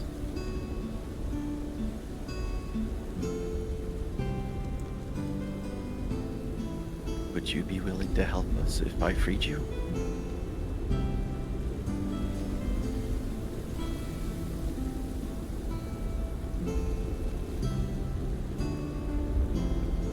I could not leave. Not without the seedbeds. Not without the what? Seed beds. Steve,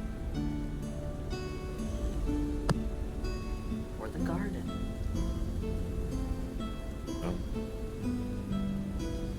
I could help you get back down to your garden.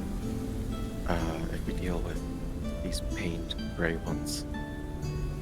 Dwergar, we know them as. How do I get this seed bed for you? In the other room. They are close. The little ones in the cells?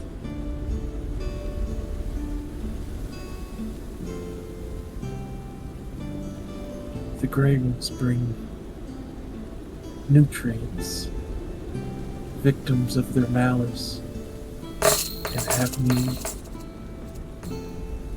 infest them with seedbed, rising them back as servants, nutrients for the garden.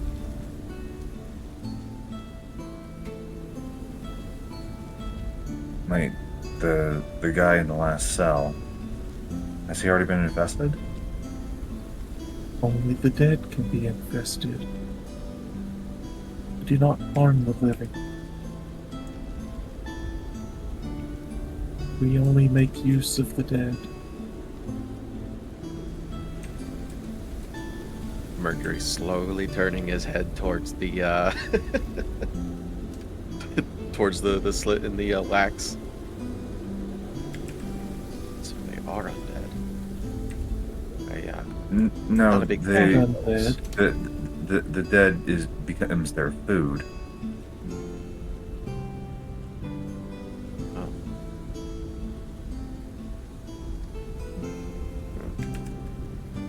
It's like fertilizer. Okay, that I get. We draw nourishment from the dead and use the body as structure, framework. Their bones become scaffolding for us to grow on.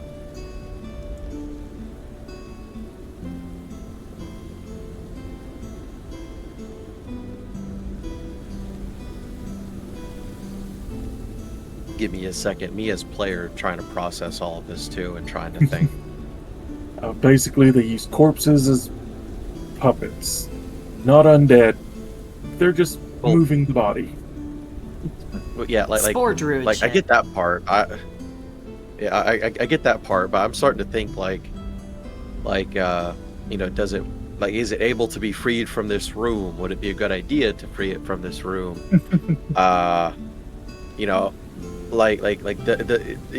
Did it said it was from like down below the place, right? Like, could it go back down below the place? Or, Mercury kind of wants to help it out, but he doesn't know if it can leave the room if he takes out the wax seal or what. If released, would you return to your garden?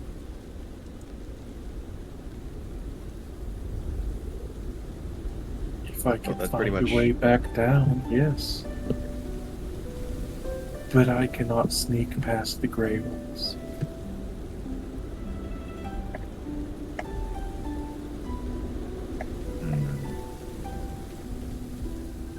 Well, here's what will happen. Come tomorrow, the Grey Ones are going to try to siege a nearby town. Once we fend them off and end them all in one way or another, I will come back for you and help you. They do not remove me from this room. Keeping me captive and separate from the seedbeds keep the seedbeds compliant.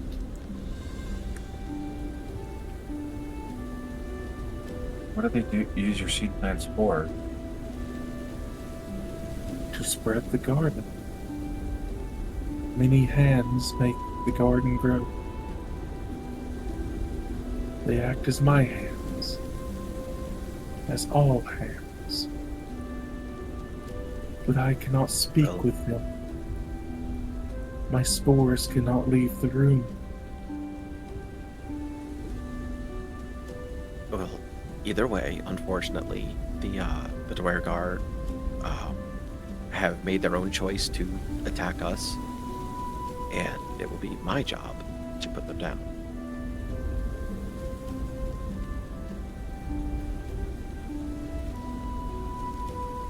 My spores cling to you. Take them to the seedbeds.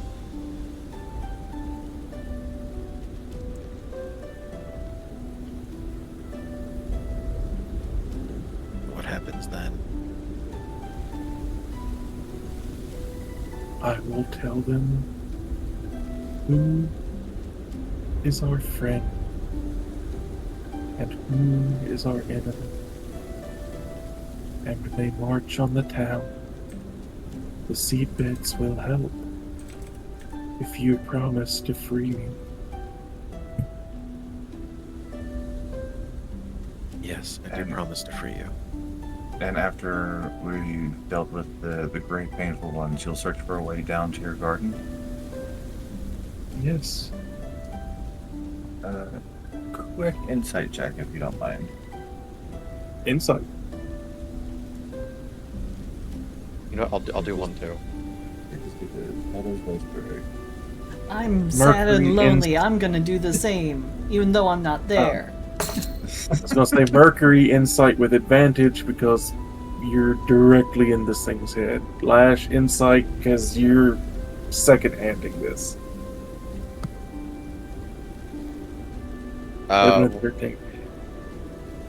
Do I still get the Bardic Inspiration die plus the +6 of whatever Lash is doing? No, you already used up the Bardic Inspiration die. Oh, okay. Well, is it still the +6 from your Paladin? It's bullshit? not a saving throw. Oh, This is an well, ability 11. check. 13. It sounds like it just wants to go home and it's being held captive and forced to make servants for the door guard. Okay. And that since it can't speak with its kind, they just follow the door guard because their maker is captive. So I vote that we go ahead and spread the spores so they can communicate that we are friends and that it's only the gray ones that are the enemies. But before we leave, I wonder if it would be a smart idea to maybe carefully using like a rod or the tip of your dagger or something to maybe drip either poison or disease onto the lips of the sleeping guards. well, weren't we going to spread the disease to them anyways? Yeah, indeed. Never hurts to have more than one go at it. But this way, they might spread it amongst each other before even getting to the food. You know, just in case something goes wrong with the food. All right, I'm gonna go around person to person and drip herpes onto them. Hell yeah. I'm going to need a fresh stealth check. Yeah, that's what I was saying. Let's do the spores first, and then this, and then we can vamoose. Natural 20 for 31. Nice. So yeah, we'll communicate with the spores as well as dripping the poison and disease onto their mouths. For the direct poisoning, I will need sleight of hand checks.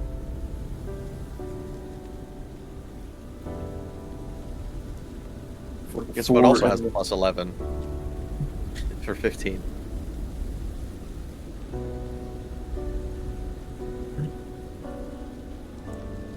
You give a shake in the other room, spreading the spores.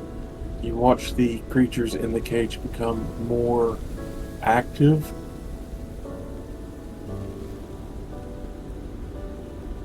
For coming back in and dripping the poison and the disease into the faces of each of the individuals' mouths, nose, whatever. See some of them sputter, some of them cough, some of them sneeze, many of them roll over.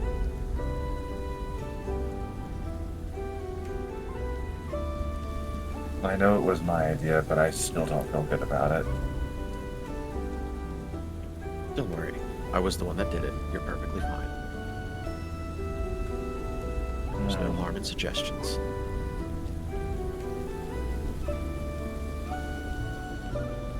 You know what? I'm not getting into it tonight because I really want you to get out of here safe.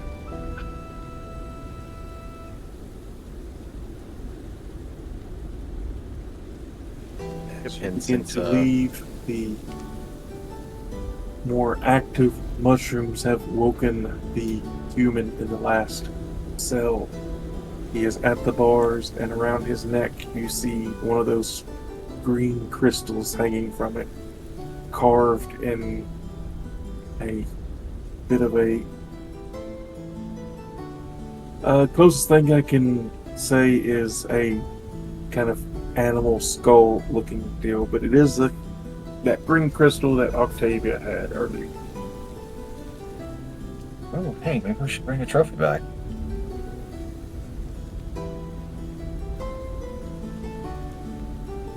So, we talking about the human? No, save the human, but grab the crystal. Octavia would really like that. It goes well with the other ones that she has. Not knowing her evil plan. Okay, but how are we gonna get him out? Can we trust him to be stealthy? Throw him out the window. Could always Well, try tempted, he to. would. I could always try to quietly ask him, and if he is a pretty stealthy individual, you can just let him out.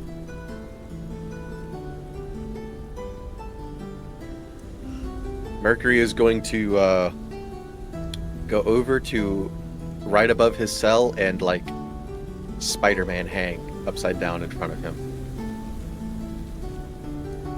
On With his way. a finger over his over the lips of his mask, telling him to shh. Yeah.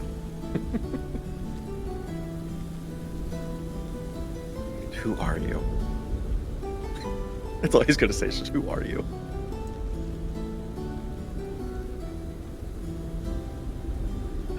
As soon as you Spider-Man down in front of the cage and he sees you, he lunges for the bars, his arm reaching out trying to grab you. There's a crazed look in his eyes. Ooh, on the second thought, he's not going to be stealthy at all. Maybe, do you feel comfortable trying to can I slide grab a- the crystal? Yeah, I was gonna say, can I slide a hand to try to grab the crystal? You can indeed.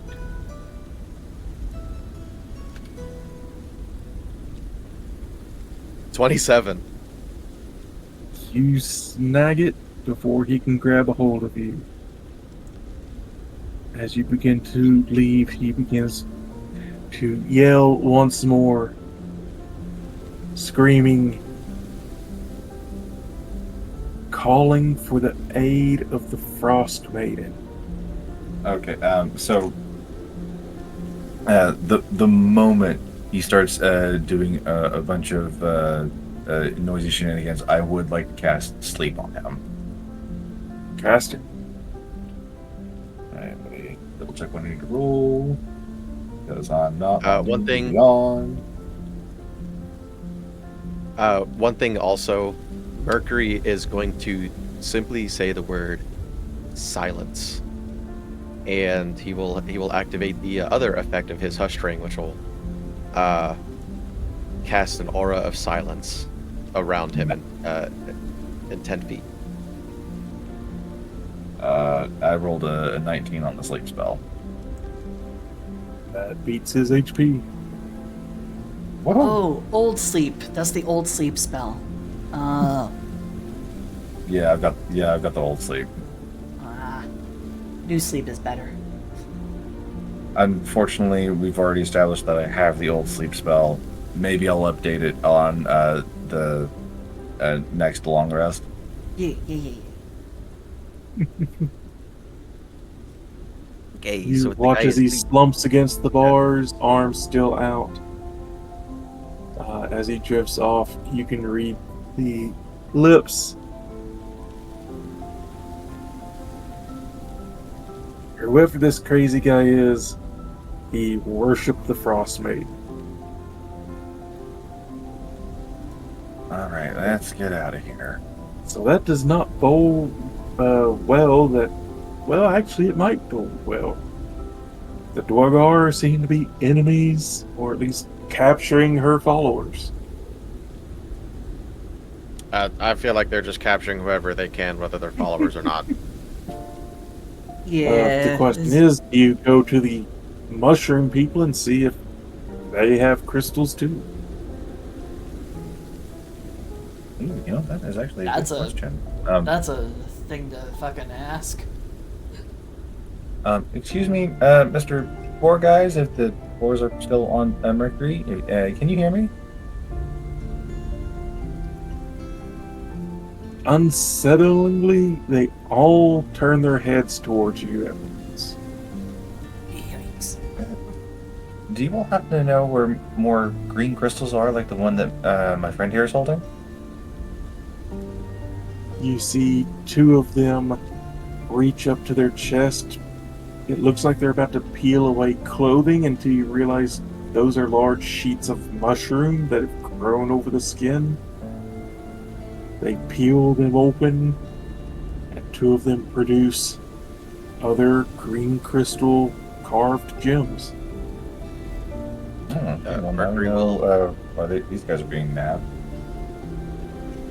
Mercury will collect them and thank them individually as he collects them. They release the mushroom and it hangs off as a flap for a little bit before slapping back to their chest and sealing again. Underneath the mushroom, you caught a quick glimpse of ribcage. They're very thorough. But, all right, we got 3 trinkets for Octavia. I hope she likes them. Yeah. Because Mercury doesn't know her nefarious plans either. Nefarious. No, nefarious Shamarius. She's just bringing looking to order. glam up. She's just looking to glam up. She got left out of all this. I hope this makes her feel better. Right? Up to the ceiling you go, back the way you came. Make me one more stealth check to get out of here. –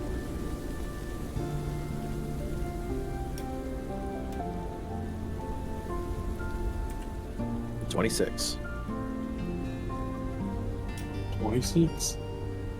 Back across the ceiling, back down the wall, dropping into the well. Before you drop into the well, you see the large mushroom-covered ogre turn its head towards you before it sits down in the cage. Yay, big friend. In the well you go, out the way you came, and back along the edge of the keep. Yep. And Mercury is going to tell Lash, so how does it feel to be invisible to everybody that you didn't want to see you? It actually was really nice. I'm more used to wanting people's attention on me so that they're not paying attention to other people, but the shadows are nice. And now you know that I let you see me because I want you to. Indeed. If I didn't want you to see me, you wouldn't see me. What spider? Yeah, the spider that you lose in your room and you spend all the rest of the night panicking about it. I don't spend the rest of the night panicking about it. I take a leaf blower, blow out from every corner of the room until I find it again. I'm using mechanical warfare. Meanwhile, Modern problems require modern solutions. Meanwhile, I just get a cup, I trap them with a little bit of paper, and, and then I let them go outside. Or I catch them in my hands. Because spiders are friends. Depending on what they are. I put ant traps next to the wherever they're coming in and give whatever spiders are in my room an absolute feast. Octavia, we eventually. we make our way out, and once back to Octavia, Lash becomes her lovely, voluptuous, plate-covered self, and it says, "Okay, we got the job done. We got a little bit extra done. We got some allies. Did a little bit more with the poisons and whatnot. And Mercury has some presents for you," and she will billow out of the way.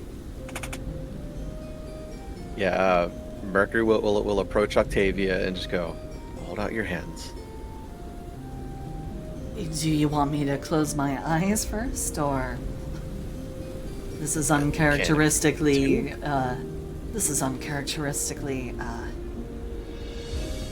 well, very uncharacteristic of you, but alright. This is not Mercury. Inside check. Doppelganger. Nah, at Lash prompting, she imagines that he could be like this if Lash gave the right, lead into it. So she'll go ahead and hold out her hands and close her eyes, look away with a little smile. Mercury will drop the 3 gemstones into her hands. Oh, feels rather... Opens her eyes, looks down. Now I'm gonna do a voluntary roll of a kind here.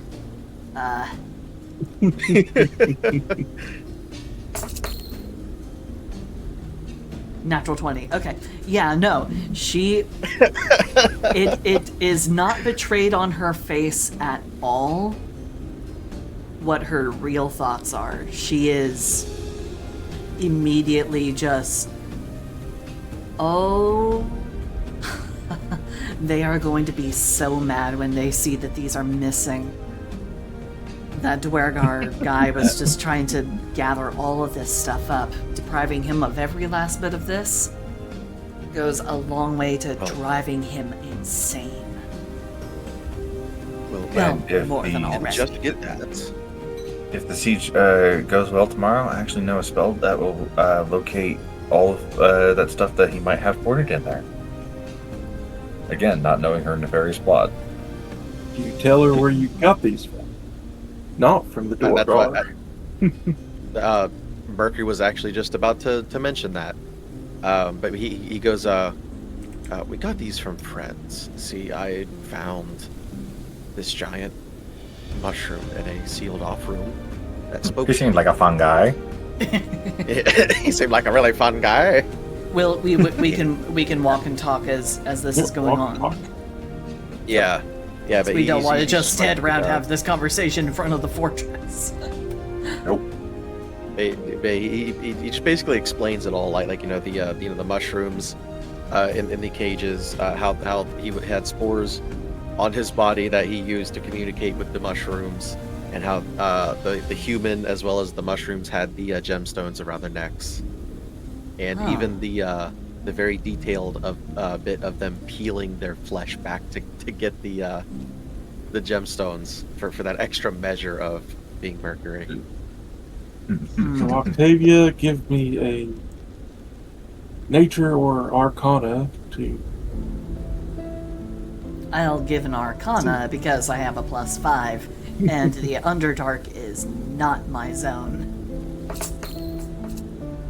Doesn't matter, 14. Not great. Not great.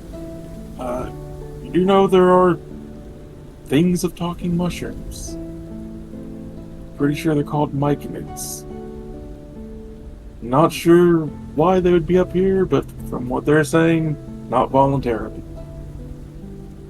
But the part Wait, that he doesn't- some crazy human berserker-looking guy had these gems, and the way that they're carved, perhaps there's more out there with these people. Yeah, he does mention his promise to free the mushroom and, you know, its whole deal with the underground garden and everything. Oh yes, absolutely. As soon as we deal with the Dwargar, we can come back here, and we will absolutely free them. Captivity is no state for any living being unless they're, you know, cruel and craven.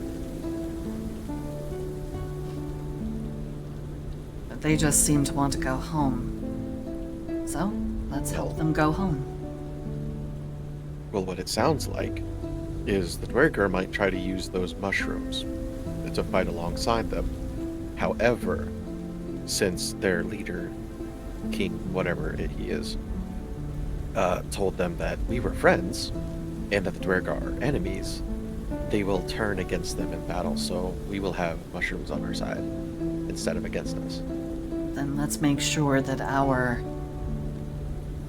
city guard knows that as well, so they know who to target and who not to target. I was just about to say that, yes, thank you.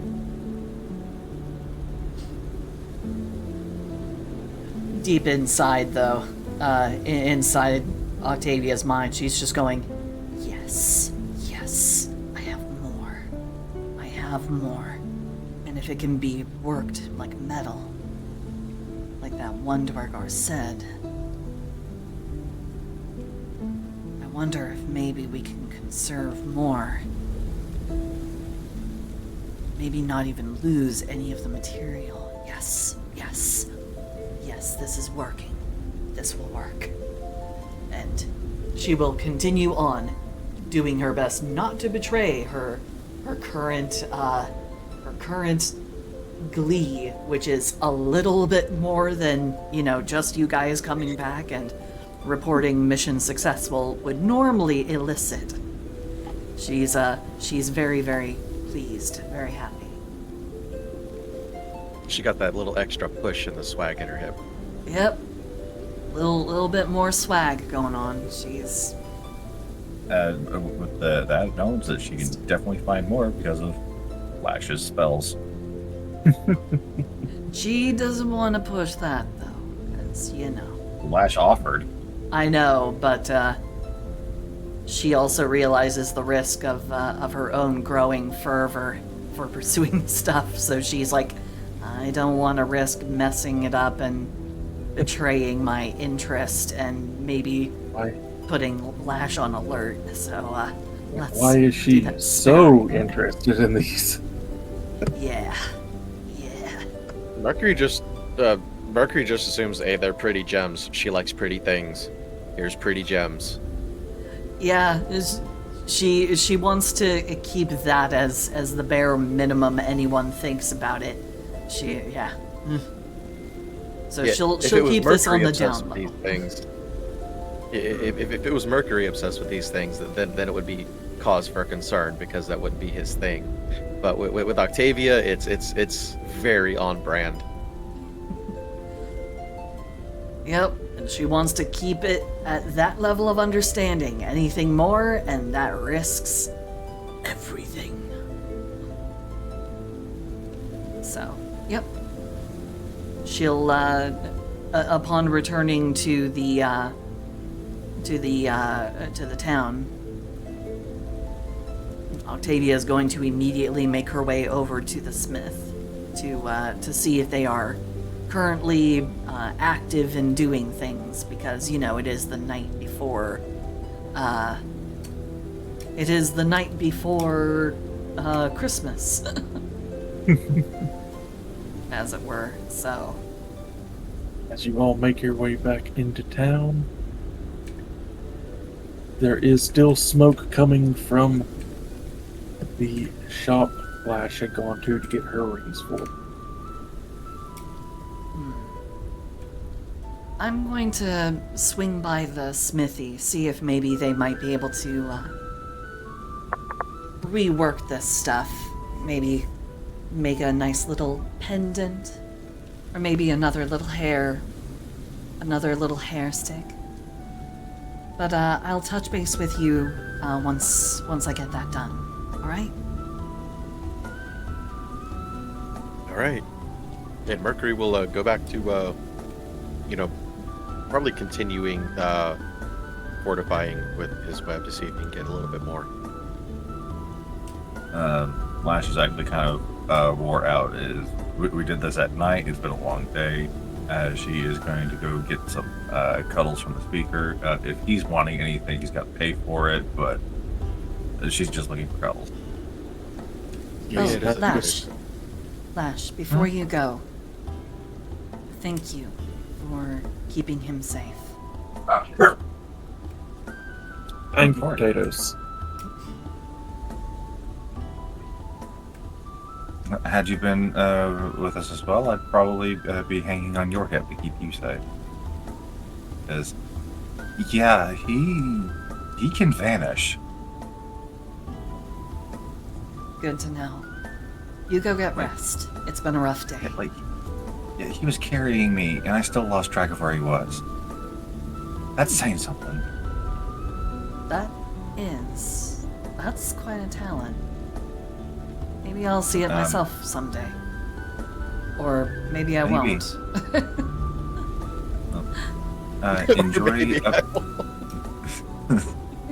Enjoy upgrading your jewelry. I'm gonna go lay down. Good night. Good night. And so, yeah, she's off to either cuddle or get paid. We'll see. Speaker is happy to come. Meanwhile, Octavia will make her way to the smith. To Frozen Far Expeditions. Which building is that, by the way? Just out of curiosity. The largest building on the top north. That right there. I should really start giving you all the maps with the names on them. With the labels. It's okay. It's kind of fun to guess. It's not like it's immediately important unless you're going to make me drop a grid on this and then we, start the conflict right away. Would make you drop a grid, I'd make you drop a hex. Oof. Entering Frozen Far Expedition.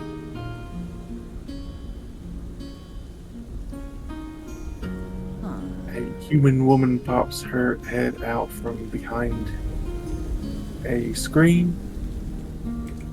Oh, welcome. I wasn't expecting anybody this late, but we are still open. What can I do for you?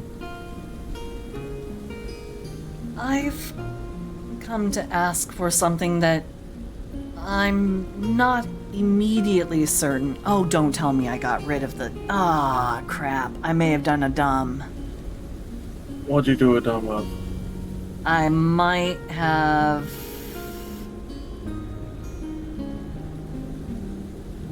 Oh, thank God. Okay, nope, it's all good. It was all just here in this folder. Okay. The placement of everything, including all of the ice sheets that Octavia created. I didn't have any room over here because this does not have map. Yep. But just kind of assume that this area also has ice zones for extremely difficult terrain. Anyway, okay, so back to the thing. Octavia is going to step forward. She's going to go, I acquired some material that I would like to ask for it to be worked with as little loss of original material as possible. And, well, part of the problem is I know Trovis does not like this stuff. He's encountered it before, and it kind of is the problem that has brought the Duergar around here. But it's proven useful for enhancing one of my items. So I would like to ask if you could maybe work a little bit of, and she will pull out the stones. If you could work this onto my flute. As you pull out the stones from the remainder that you had carved the hairpin from, the remainder that you had shaped to go on your flute, and the 3 necklaces, you find they have merged into one larger piece. Oh. Wait, the stuff that's already on the flute has, like, come off and merged? Just the excess stuff. Okay, so all the, like, little the flakes flute and is still- shards. Okay. Yes. So the flakes and shards and the 3 necklaces have all, like, combined into one chunk. Okay. Okay. And she'll blink briefly, but kind of shake it off. If you could work this Curious. material.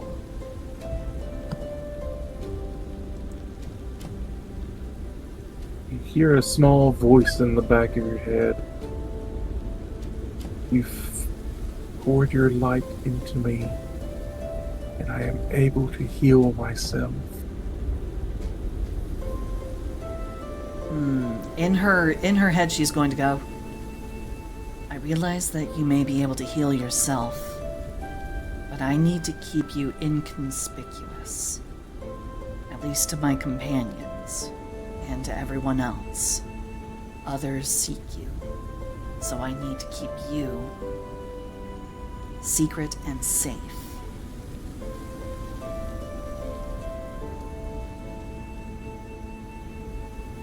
Then I will become what you need. Damn it. Okay. Damn. He's already... it's already... well, then I have no idea what I'm going to ask this lady to do now that I'm holding out the chunk and I've already kind of dropped the ball on this. Fuck. Damn it. You can have her work it. I could, but now he's saying that... But now it's saying that it can work itself. Which is... strange and mildly upsetting, but... Mildly upsetting? Well, because now I look like a prat.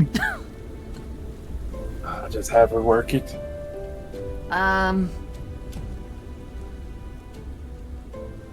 Actually, she's gonna do a mental check. I don't think I have anything inside the Hidden Agenda's space right now. So she's going to remove the pin and her ring. She's going to ask, could you take a small bit of this and maybe work it onto these 2 things? They're actually quite special magical items. And if I could enhance them in any way with this material, it would be a massive boon.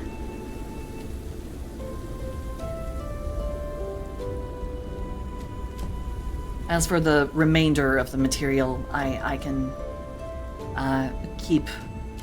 I can keep it in my possession once you've taken what you need and what you can. And I have some thoughts for other crafts. I just need to come up with designs first. But could you maybe put some new, like some filigree, maybe a couple of little pieces of the crystal along here, and she's just gonna she's gonna give just simple little modifications to the hidden agenda to see if a small chunk of the material can be used for it. As you hold it out, a dwarf comes out from the curtain. She looks between the items you are presenting and the crystal. You watch her flick her wrist, and the hammer hand unfolds into jeweler's tools. She begins to inspect.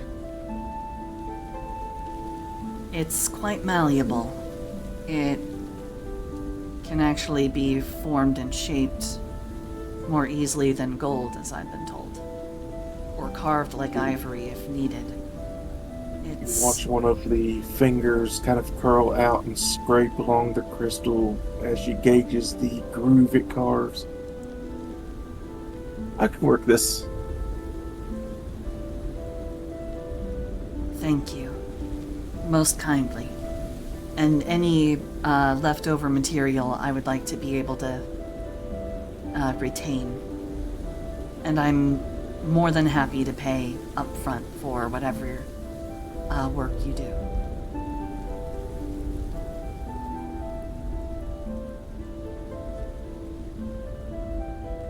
Not sure what I'll be able to do, but we'll see if inspiration strikes. You can pick it up in the morning. In the morning, then.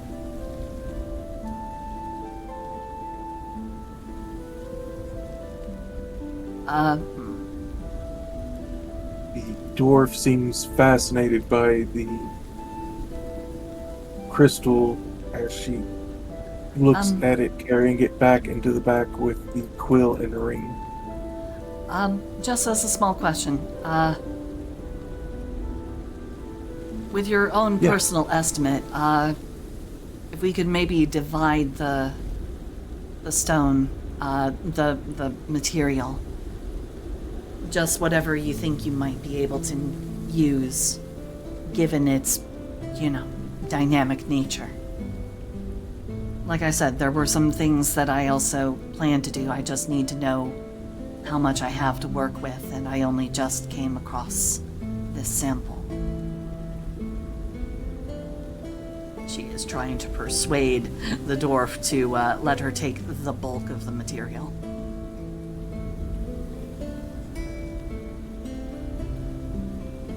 Because the hidden agenda is really just a front, because now she knows, it can shape itself now, and I talked myself into a corner already. I don't want to be persuasion check. I don't want to be suspicious. Don't be suspicious. Don't be suspicious. Dirty 30.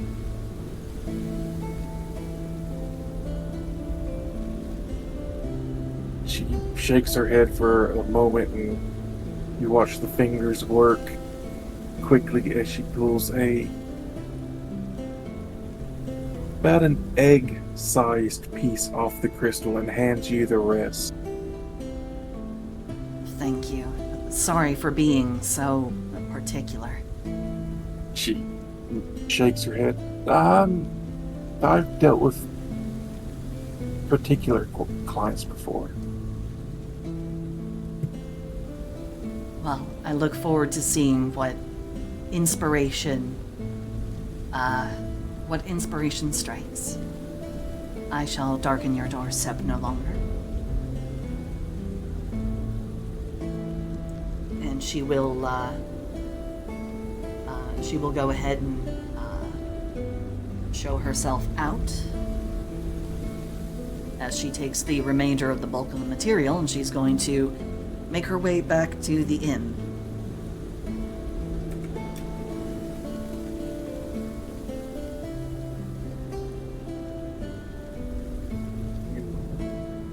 Make your way back to the inn.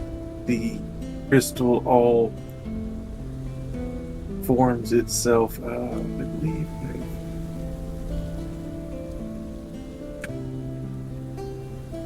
it forms itself into this shape.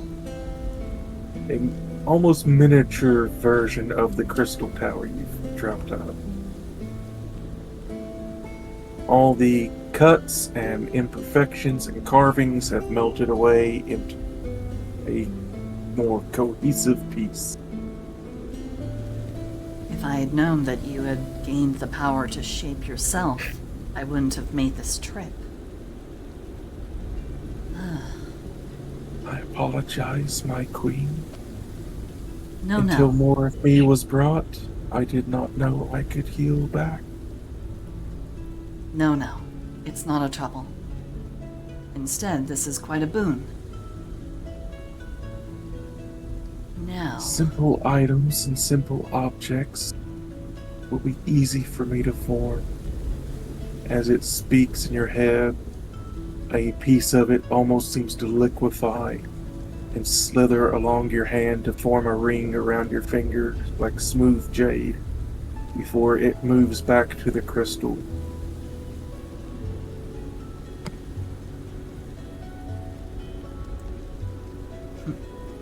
something a little, I am. a small little thought pops into her head. A somewhat perverse and early manifestation of her intent. No using the gem as sex toy. No. When I say perverse, I don't mean it in that way. But, she thinks to it, you know, every queen needs a crown.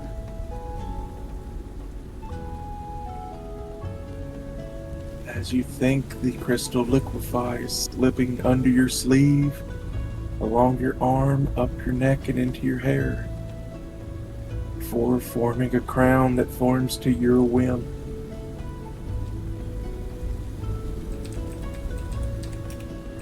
Totally not me going onto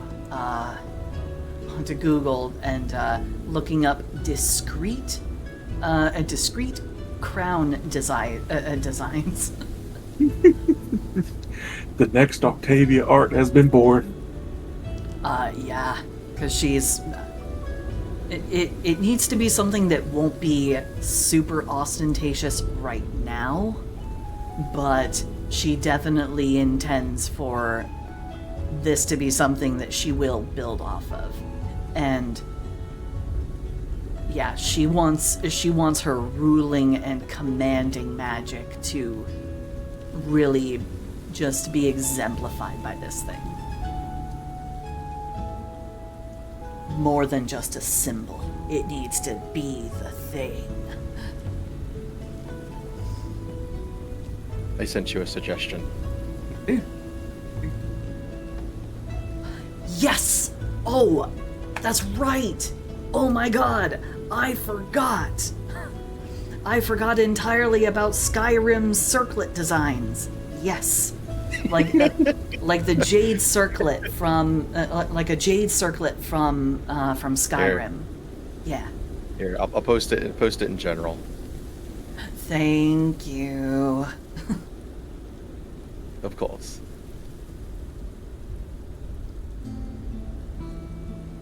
If that's what you picture, that's what it becomes. Fitting perfectly. Shaped just for you. Like it has always been. Most perfect. And she's been sinking a lot of light magic into it with Starry Wisp, into this new formed crown. She's gonna, before she goes off to bed, because she hasn't actually spent any spells today, she is going to, she's gonna dump suggestion into the crown.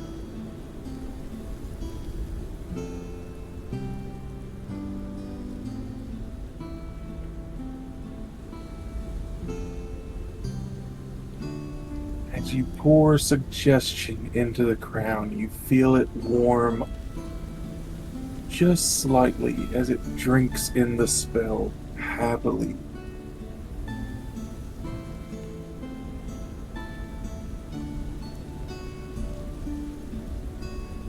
What do you think you can do with that?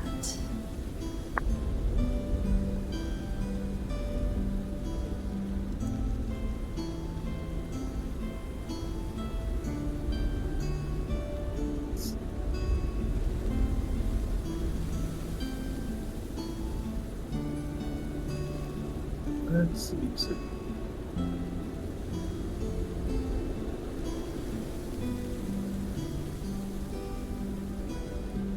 Suggestion does not have a higher cap, correct? It does not have an upcast. No, it does not.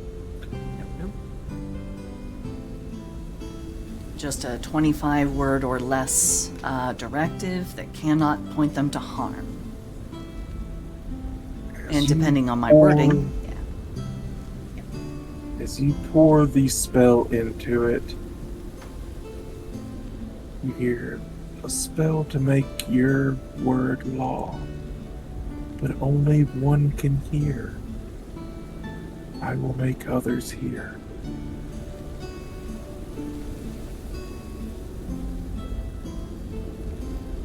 Perfect. Once today, if you dump enough radiant damage into the crown to recharge it, you can use suggestion on a 10-foot sphere.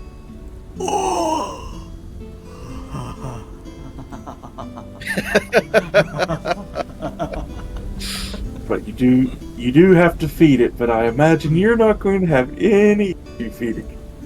Oh yeah, no. Like I said, I've got Starry Wisp. I'm more than happy to feed this thing.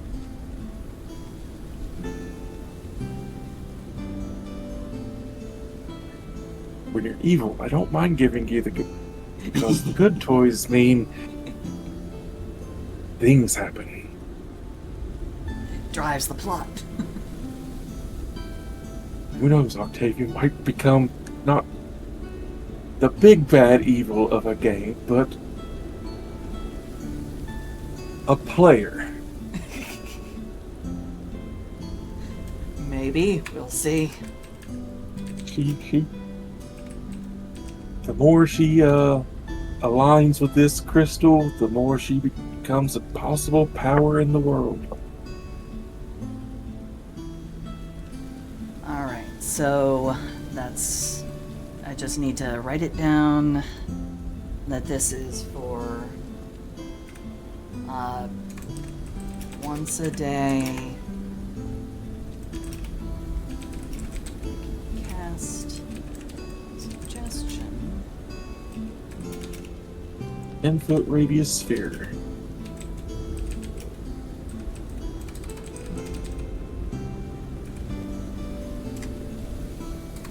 Oh, that is so righteous. I love it. And the recharging condition, do you have like a mechanic to work on that? Like how much recharging I have to do?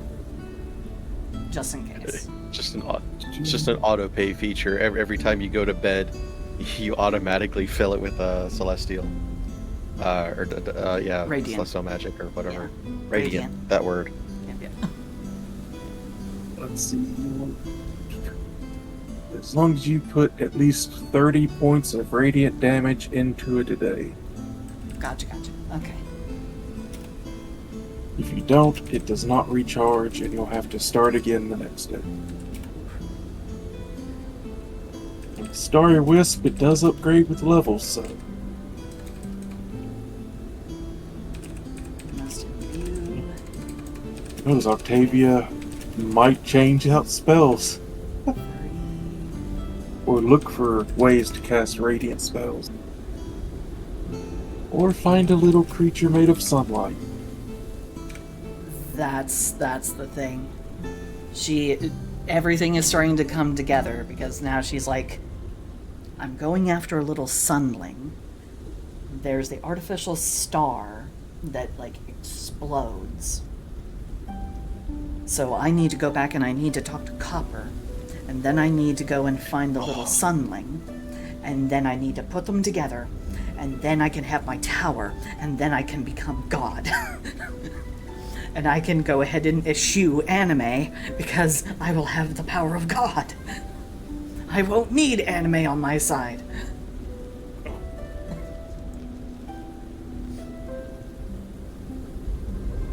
And then get defeated by somebody with the power of God and anime on their side.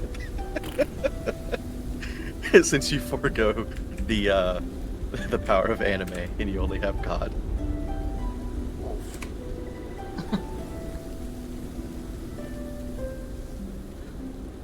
But there we go. The Crystal Crown. Once a day, you can cast Suggestion in a 10-foot radius sphere. To recharge it, you must imbue it with at least 30 points of radiant damage. Okay.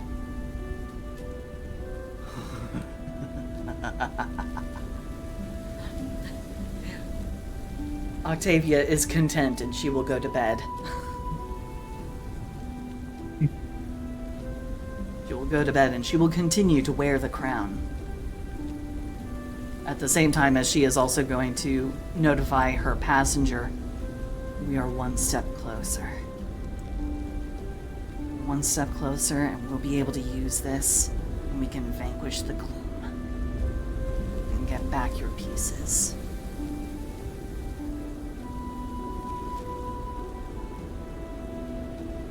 Because another part of Octavia's head is going, you know, a whole bunch of power is great, but you know what else is really great?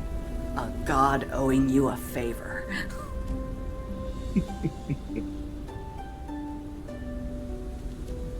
So, yep, she is. Everything is starting to come together. She is no longer feeling out of place. She feels like she is being able to pave a whole new path.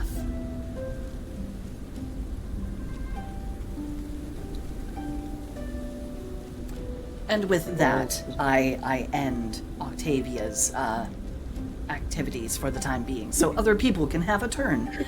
I'm also going to go rinse out my cup and fill it with a beverage. Also, it is 1:06. I'm still good to go, Yep. but if you guys are tired or if we're gonna go ahead and call that it for the evening. Because I've been taking up all the time. For which I... And with that, I end my turn. I sincerely apologize for taking up so much time. Yeah, that's totally It is fine. perfectly fine with me. Yeah. I've been enjoying the Octavia not so villain arc.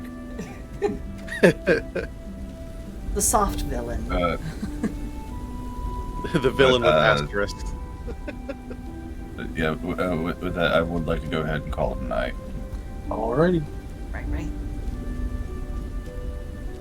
Good night, everybody, and those of you watching this on YouTube, please don't forget to hit the subscribe button for SLC and her channel. Like, comment, subscribe, all that fun stuff, to get the algorithm to really like her over there on the YouTube channels. Good night, everybody. Night. Night.